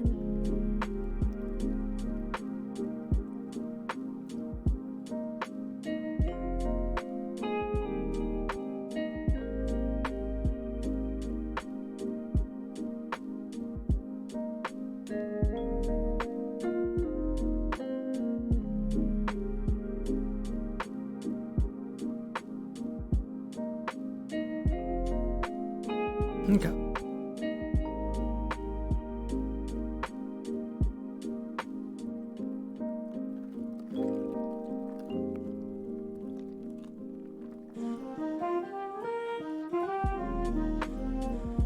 Okay, interesting. I'm gonna go right back. Okay, so some things I'm noticing. I do still want the blur to be a little stronger, so let's see where the blur, the main blur is.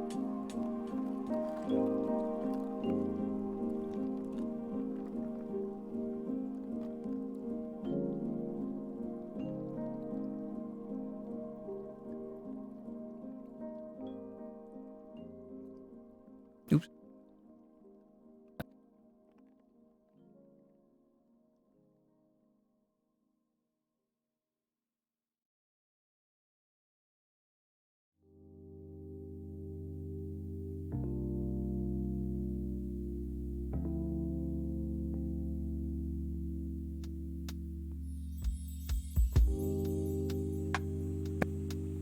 that's like an insane amount of blur. So you can see like it really just gets strong.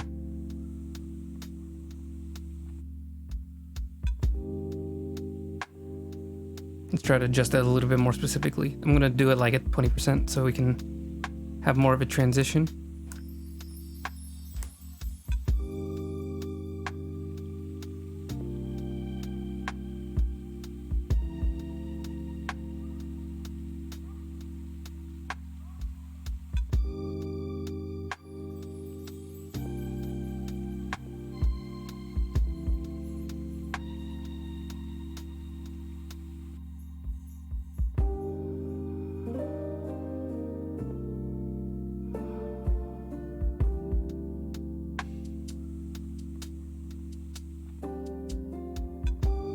Okay. And then we're gonna do the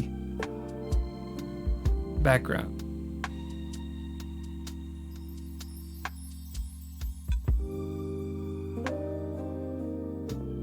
Blur here as well.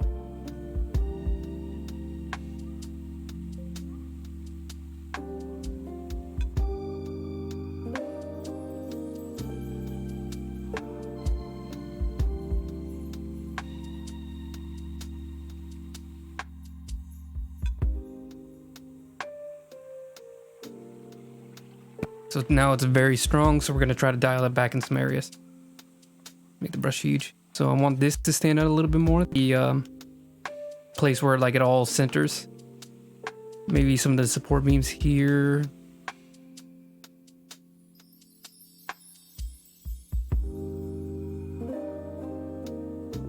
And then I think maybe just like a general one towards her head. So it's a little bit more focused around her head, but it's not too focused.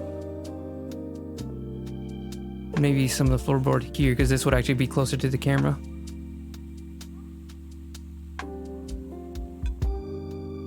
Let me go back to the other one to adjust this one too.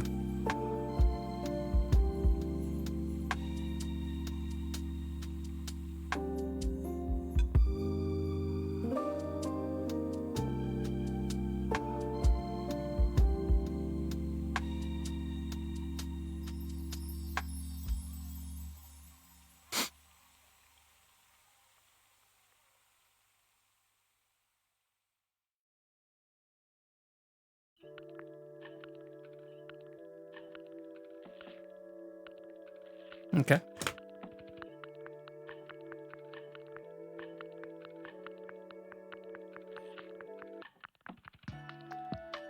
Then let's try to get the shadow. So that's it at almost 100%. Let's try dialing it back.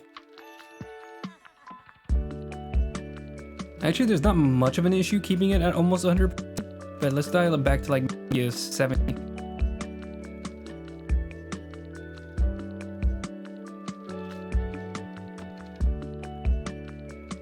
Maybe like a 60.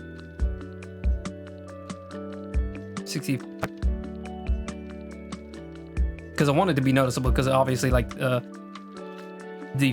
really like draws the focus towards the the most important parts of the room.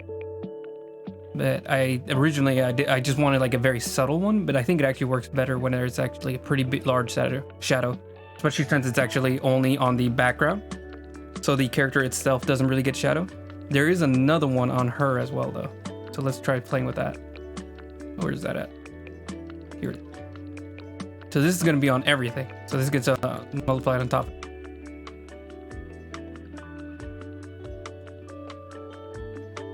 So this will all this affects the fire, this affects the characters, affects the background as well. Okay. I think that's pretty good right there.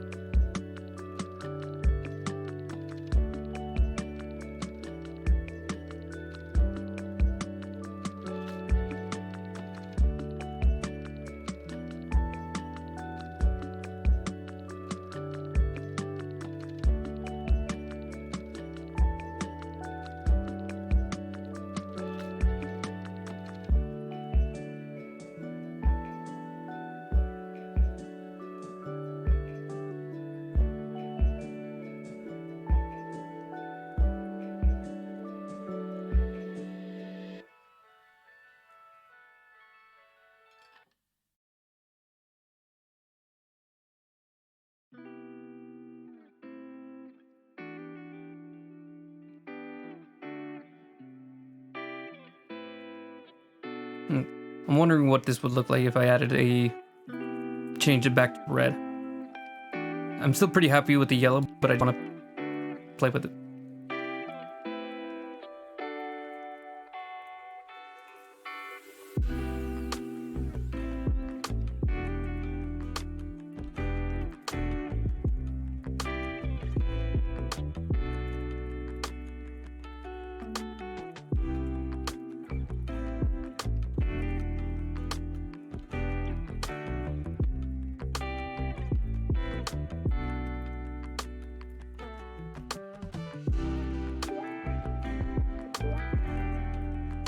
How's that affect the saturation or the values?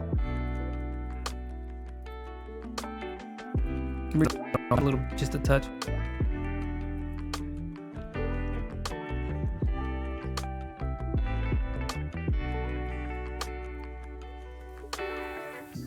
No, I think the yellow still works better. So I also want to maybe bring the entire background darker. Well, I'm making an HSV adjustment as well.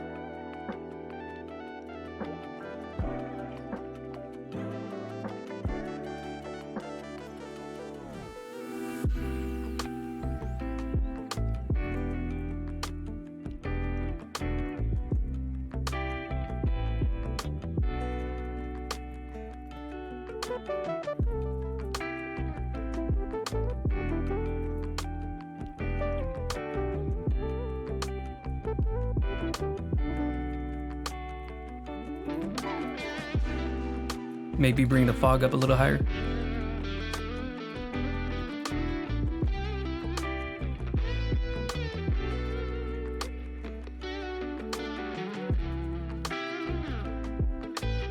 I say fog, but it should be smoke.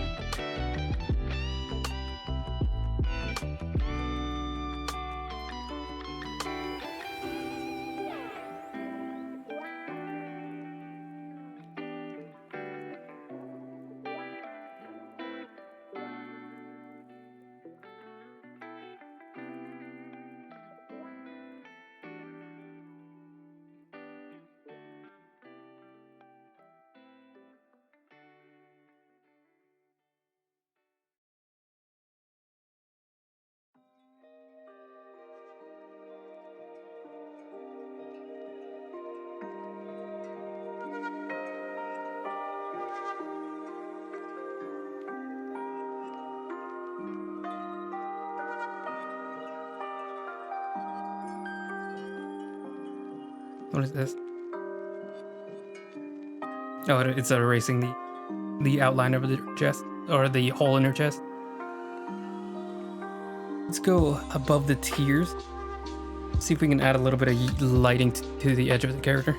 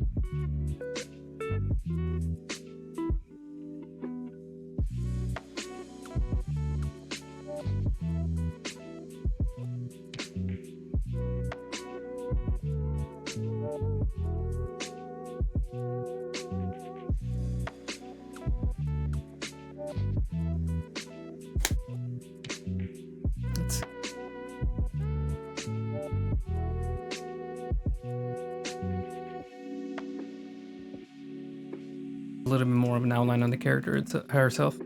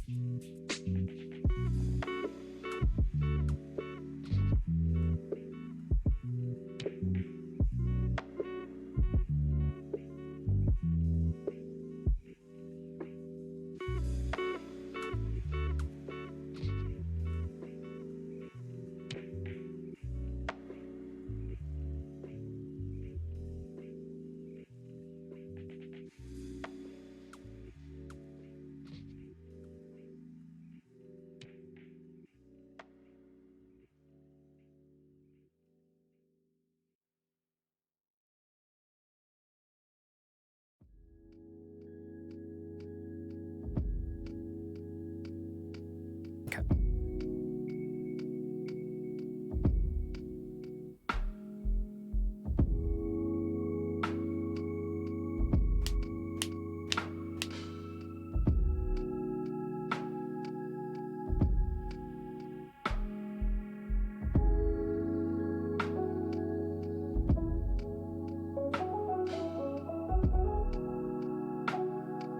Okay. I think the last thing I'm gonna try to do before I really go to the final touches is I'm gonna try to color the line art.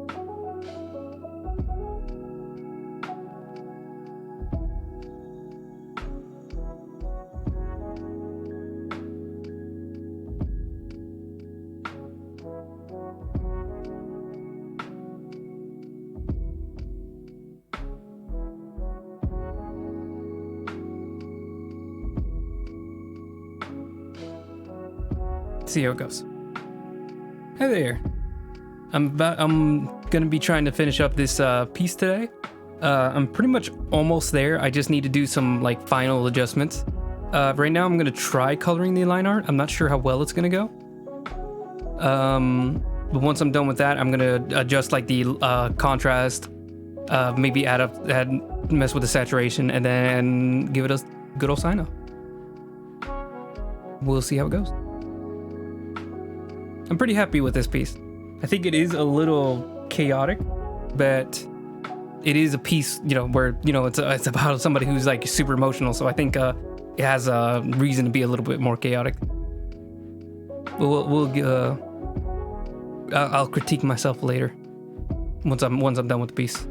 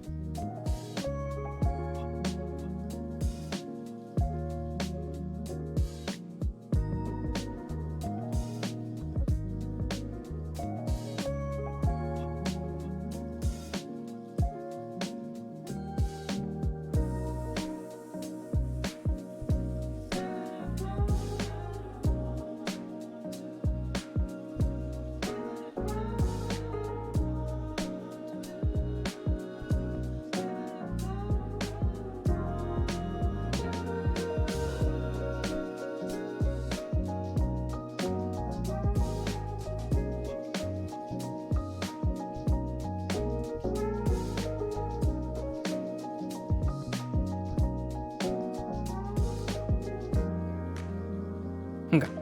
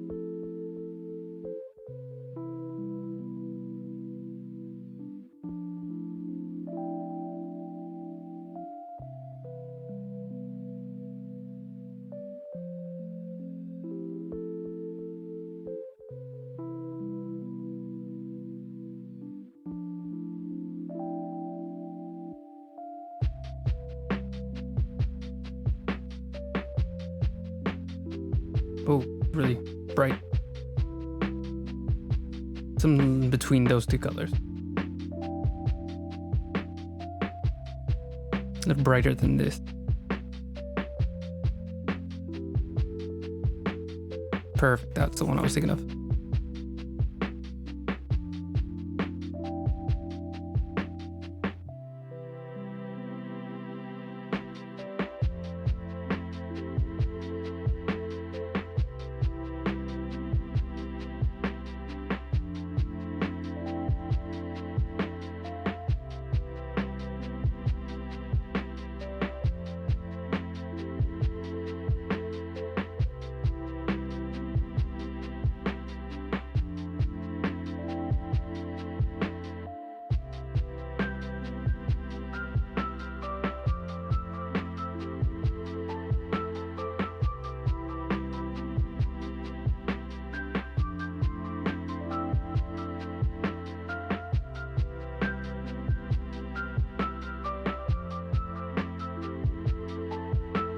Okay, then just like one shade darker.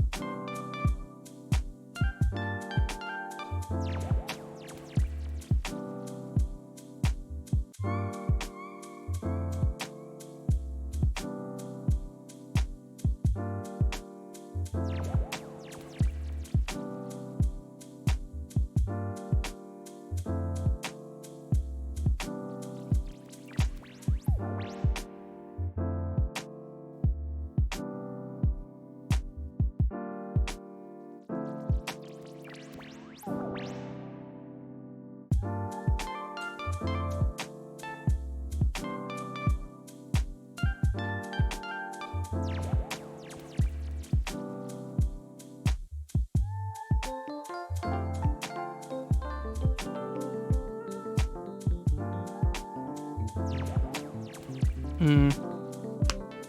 I think even with all the coloring, I still prefer it without it.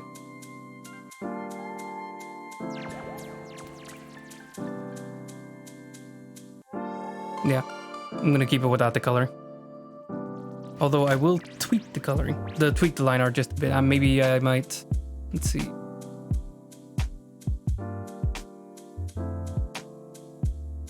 Wait, light art.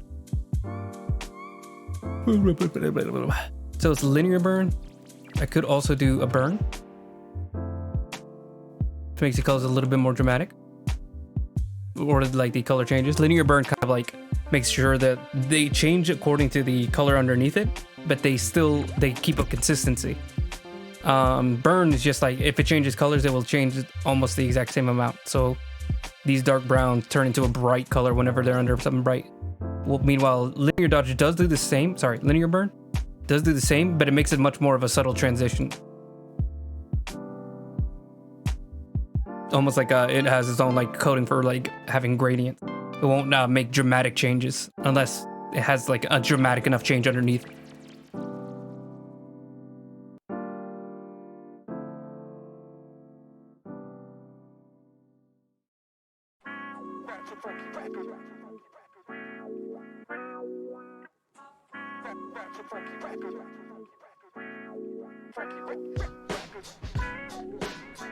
Linear burn is my preferred one because it keeps it very dark, but it does allow a little bit of color change if it's dramatic enough underneath. Luminosity is interesting though.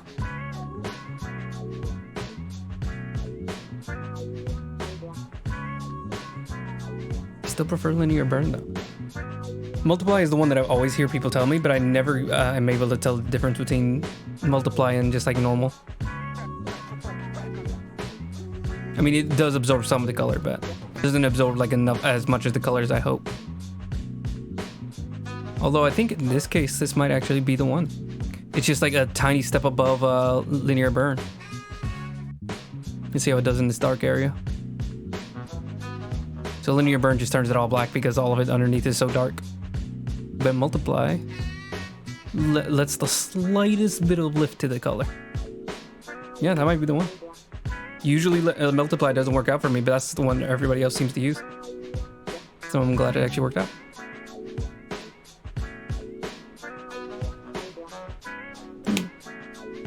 Sorry. Getting close to the end.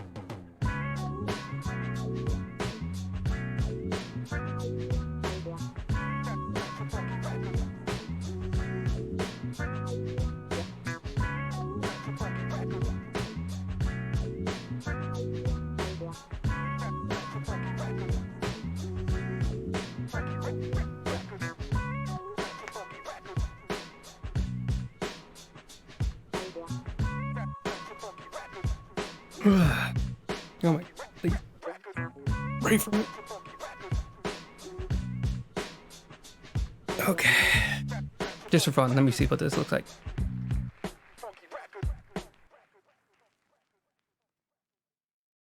But without the erase. Jesus, I forgot how crazy I went. Yeah, it was definitely the right choice to dial it down.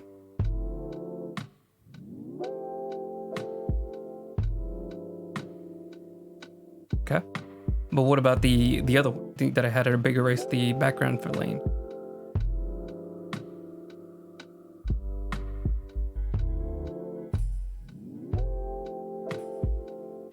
It's not too much different.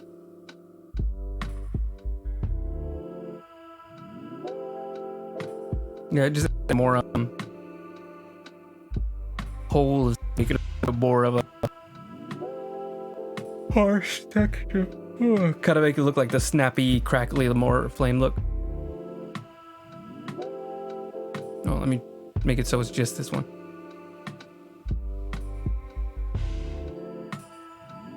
This one isn't as dramatic of a change between the two.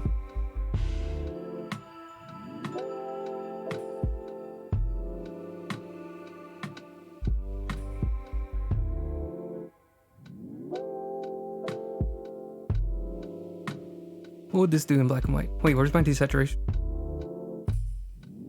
Did I delete that on accident?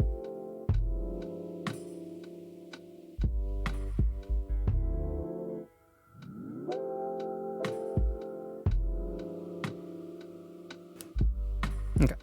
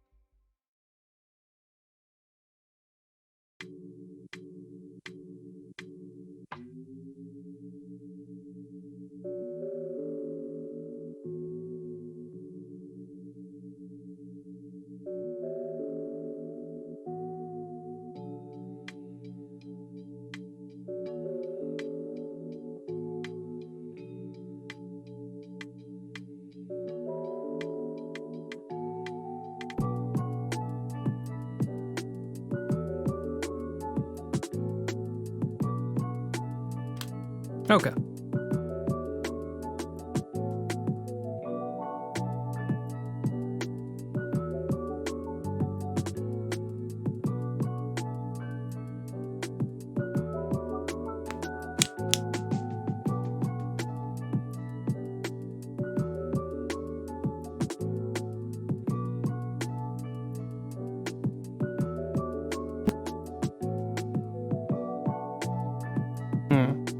Sorry, I'm just gonna take a second look at it.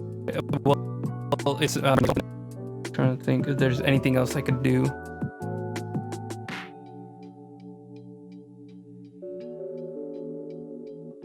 Sec.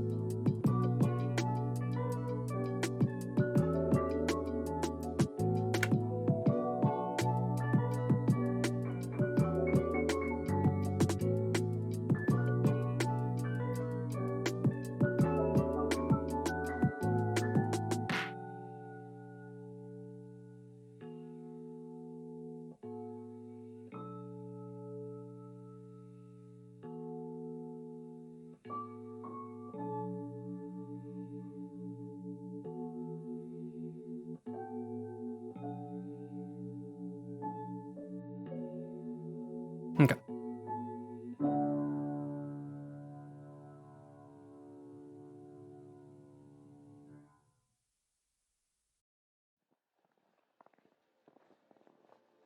Whoa, way too far now.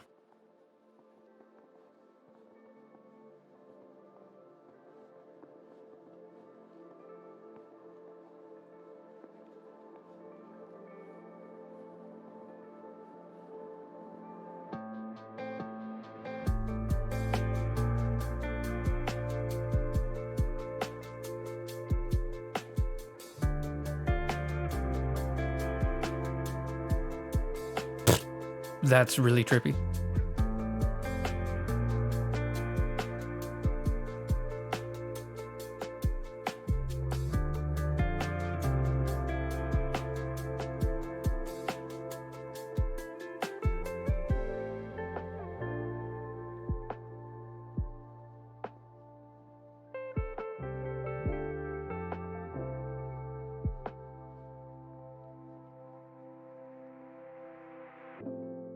Doing very like fine tuning.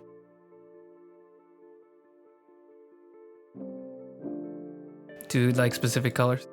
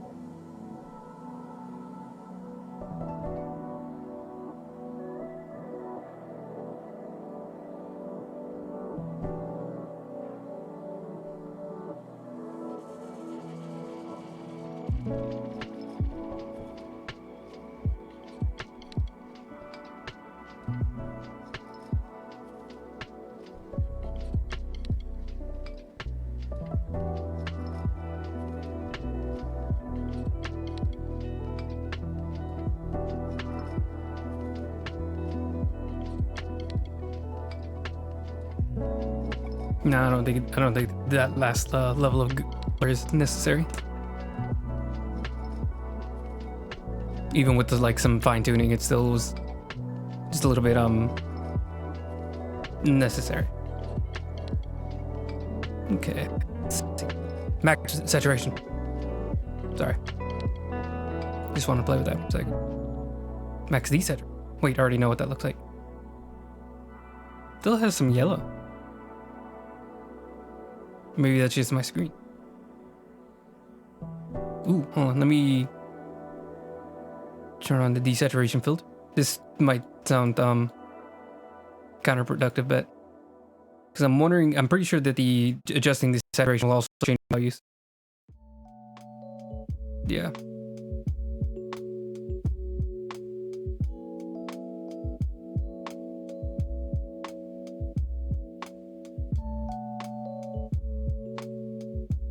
It seems like I can add a little bit of saturation without completely ruining it. Wait. No, hold on. Okay, so this was after I did that. All right. I can add a little bit of saturation without completely like ruining it. Although I don't know if I should. But then also desaturating also removes some of the contrast as well. So either keep it where it is or add a little bit more saturation.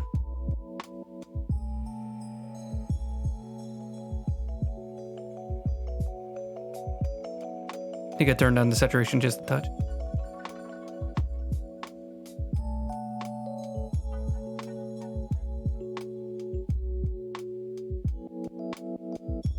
Ooh, whoa, that's so cool. Now I'm basically just like adding colors to very, very specific sections. Just to see what happens.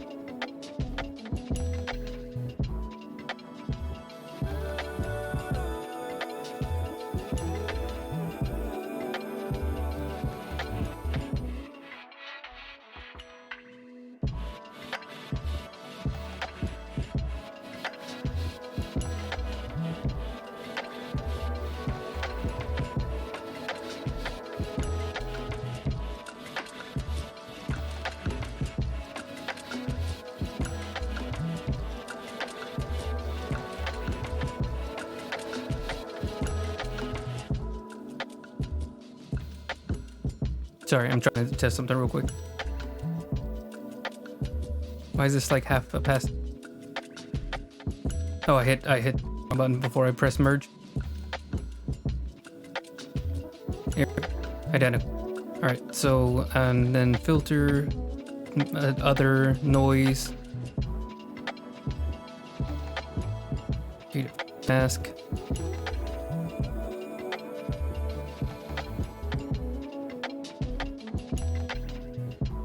So I can add noise to everything if I want.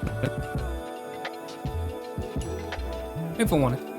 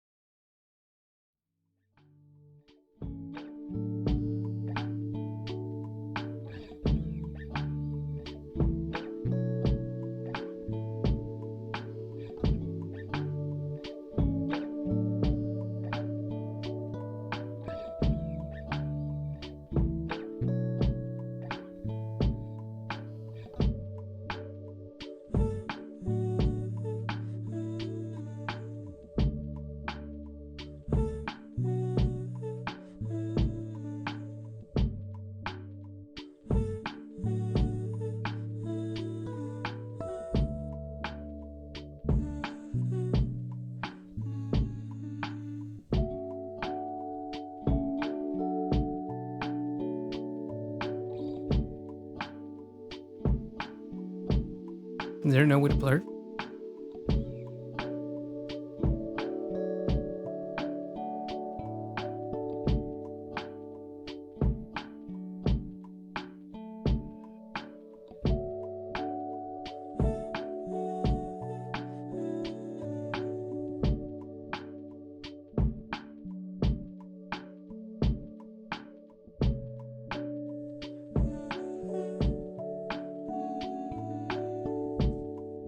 What if I flatten and then blur it?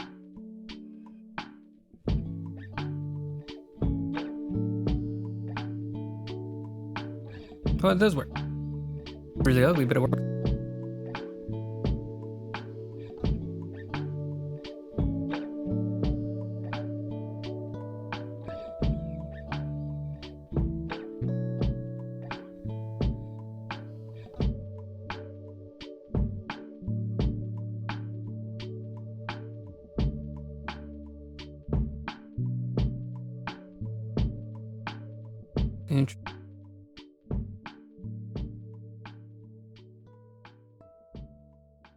Texture. That's all you need. You know, you just need more texture. That's how you make pieces look good. You just keep adding texture and then you don't stop. Don't ask questions. You know.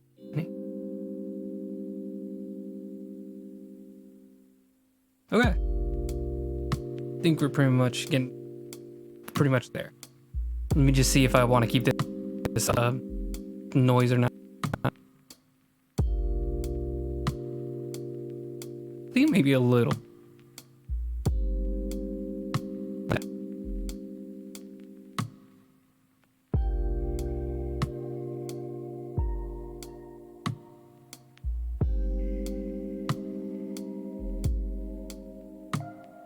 Yeah, something like that.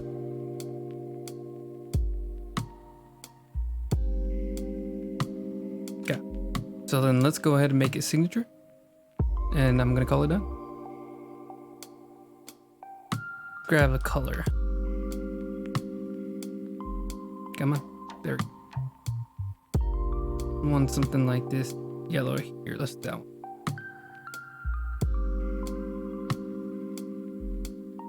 Grab the pen. Thank you. And so the file's huge enough now that it's like actually getting hard to do anything.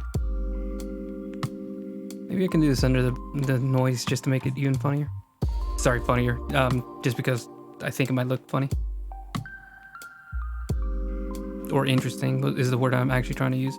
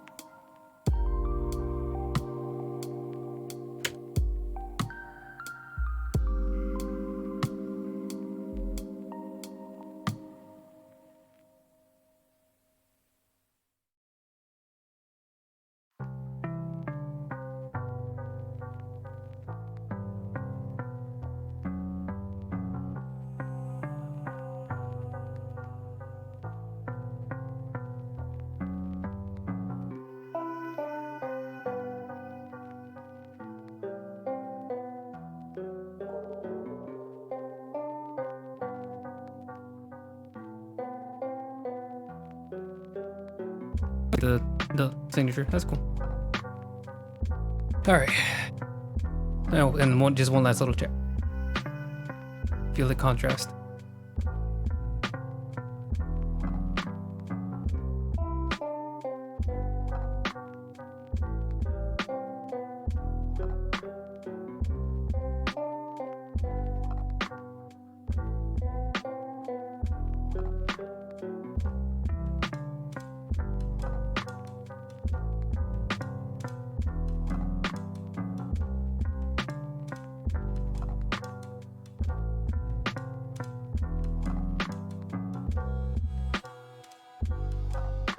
Let's compare the.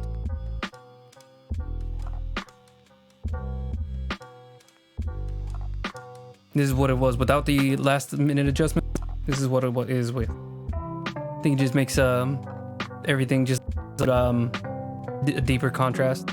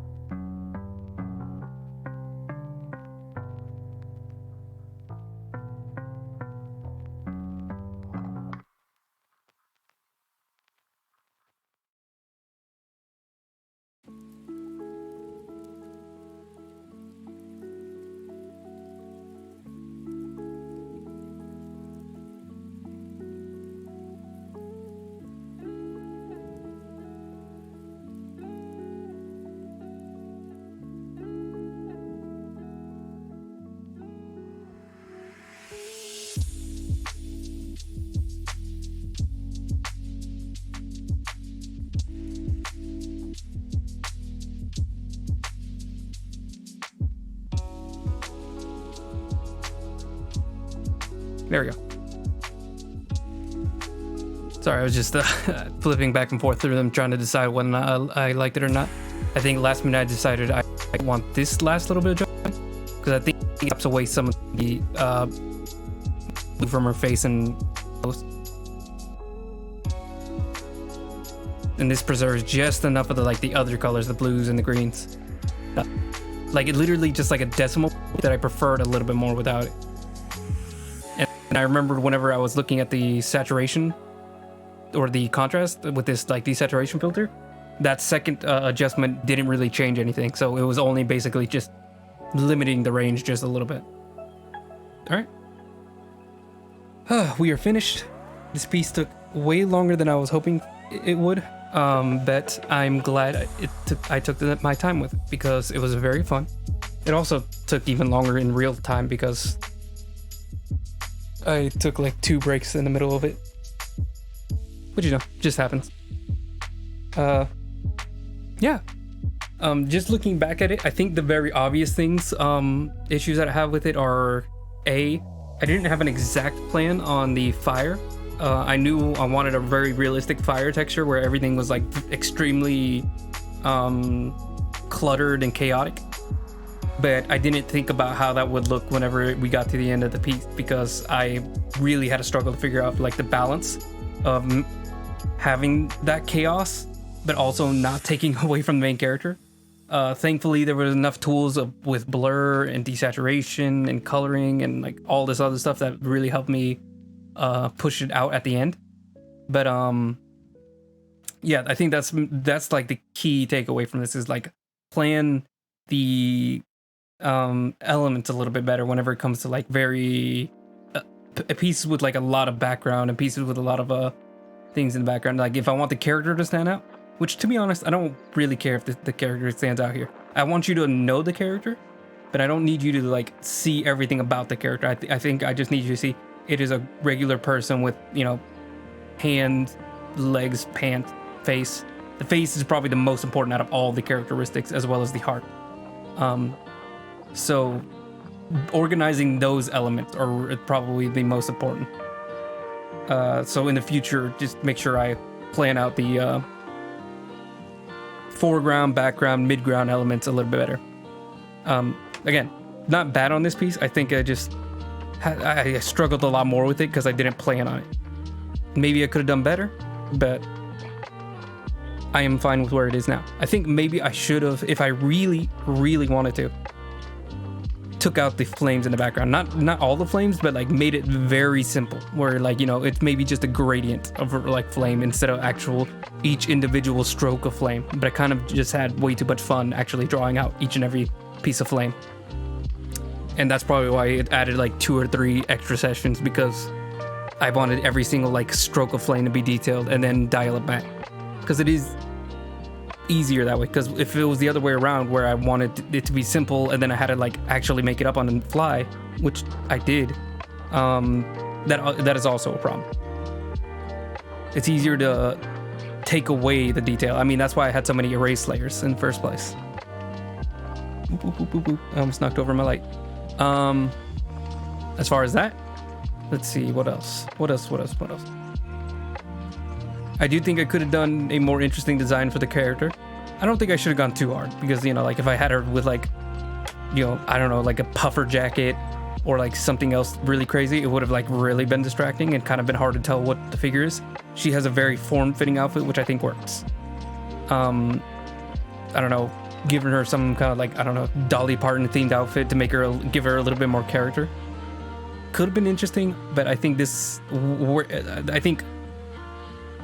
especially with what I wanted originally, which was a very simple piece, simple character, don't have to worry too much, and I can focus more on learning the digital effects that I wanted to go for. If I gave her like a really wacky design, that would have been fun too. I think with the next few pieces, where I'm focusing on headshots, I can maybe give them a little bit crazier outfits. But again, I also explained it during like my first session, I'm not like a fashion guru, so like if it was like just like in my head, then everybody would just be wearing t-shirts and flannels. So that's kind of why the simple character to me is just the most similar to what I would wear in real life. Hang on a second. I can probably delete it now.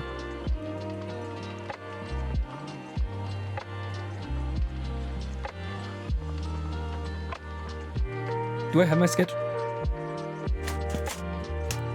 Sorry if you hear all the rappers.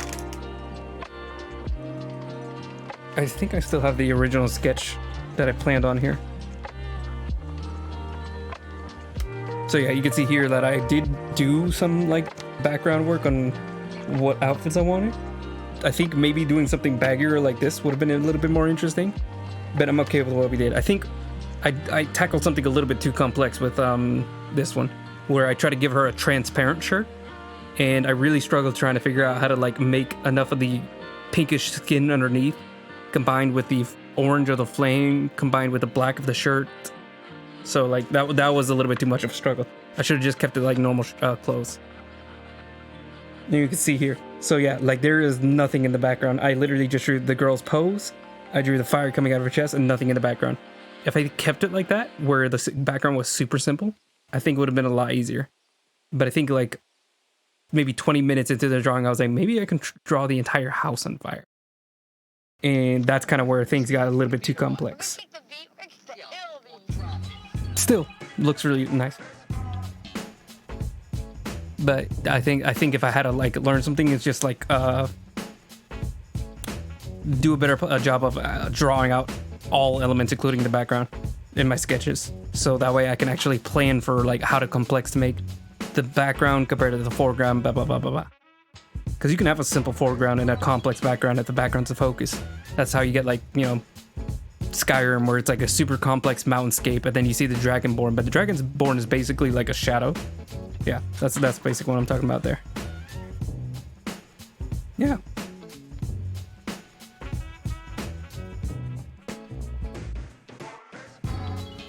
Okay. So yeah, that's the key takeaway. Do a bit better job of planning the background, and maybe have a little bit more fun with the character design. Because I don't like whenever my characters look very boring. I want like very exciting big characters. I noticed that with my Vampire the Masquerade characters, a lot of them were just wearing normal clothes. Like I didn't really go that crazy, and I wish I spent a little bit more time making them a little bit more unique. But because I kind of kept it I think the issue with a lot of those designs is that I went for the Vampire Masquerade look, which is mostly just people in suits, normal streetwear, and that kind of stuff. Whereas usually I try to keep my designs more towards an anime where pants can make no sense, little belts can appear out of nowhere. Like you can have a lot more fun with anime designs, and I like that a lot more. And I think it would have been a little bit more fun if I went for my style rather than trying to make it fit within what I wanted the Vampire the Masquerade to look like. But that being said, I still love the way that my characters look, and I don't really have any issues. I mean, if I really have an issue with any of them, I can fix those like whenever I do the rest of the pieces. But again, we're just slowly evolving. Okay, as far as the pose too, I'm almost done talking your ear off.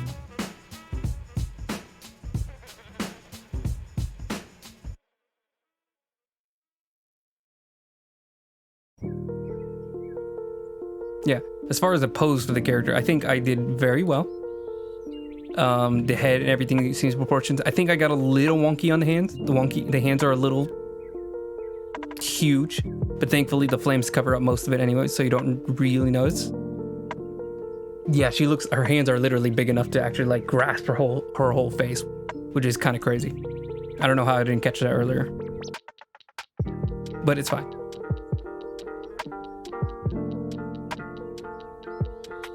And then also I didn't think about the legs, but it's not that much of an issue, I think. How did I draw it in my sketch?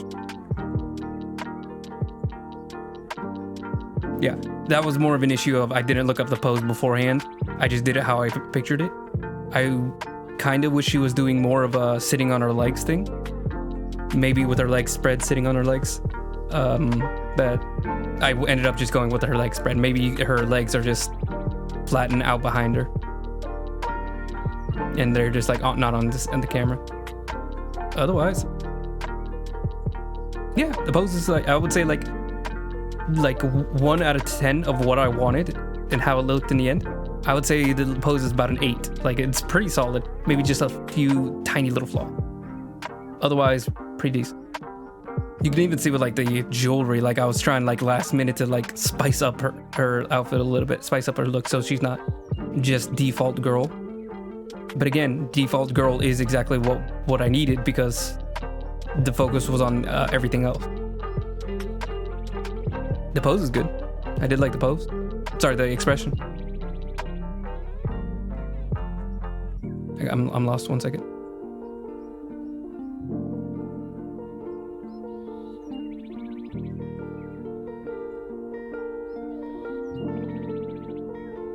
Yeah, The only thing I changed about the inks is that I made her eyes slightly closed. That way she looks like she's trying to like suck in her tears or trying to like hold the emotions back. All right, I need to fix everything. Actually, no, I don't. I can just close this group and then. Oh, where is it?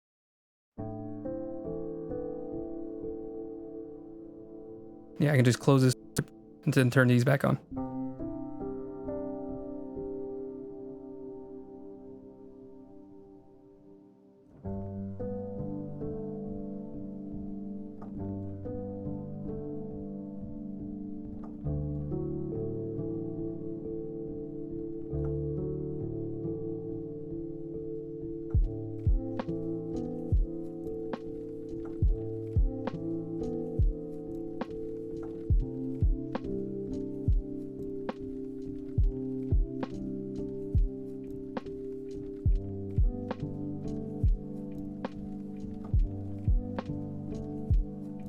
Okay.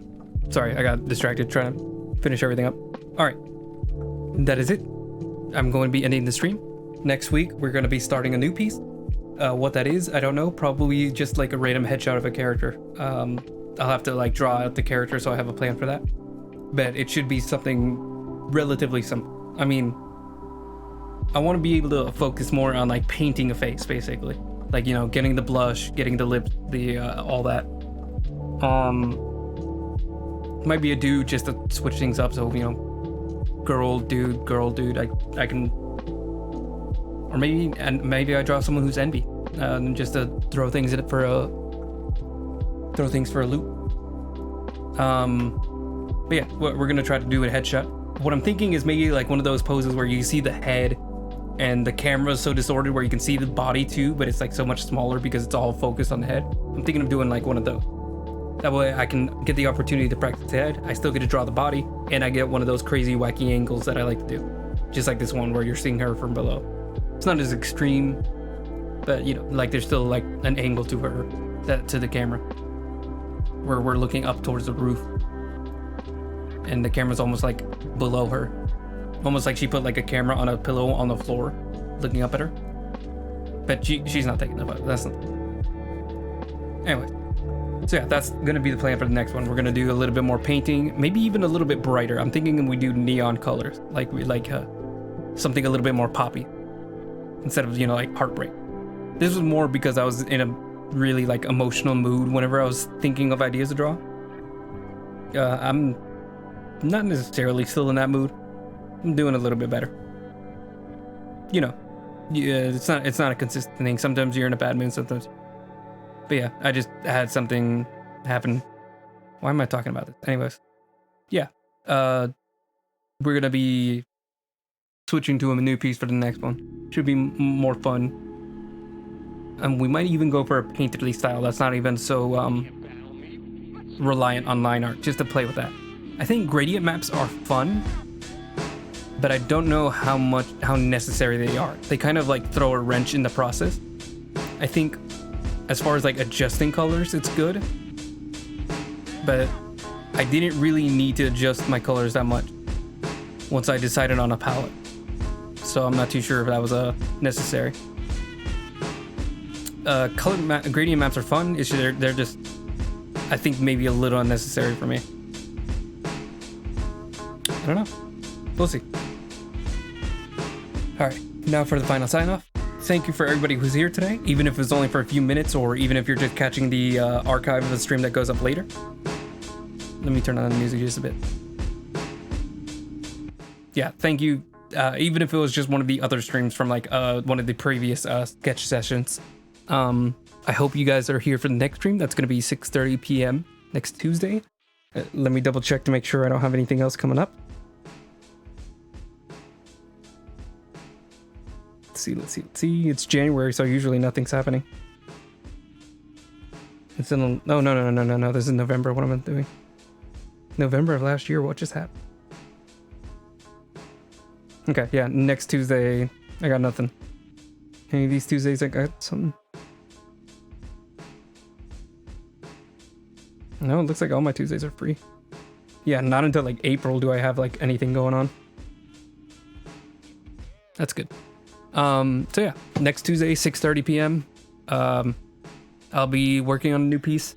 So, catch me then. I really appreciate it. Feel free to check out my Instagram. I just made a post today. It was about my D&D. I DM'd for the first time a few weeks ago, and I did little character cards for everybody. I can actually show that off.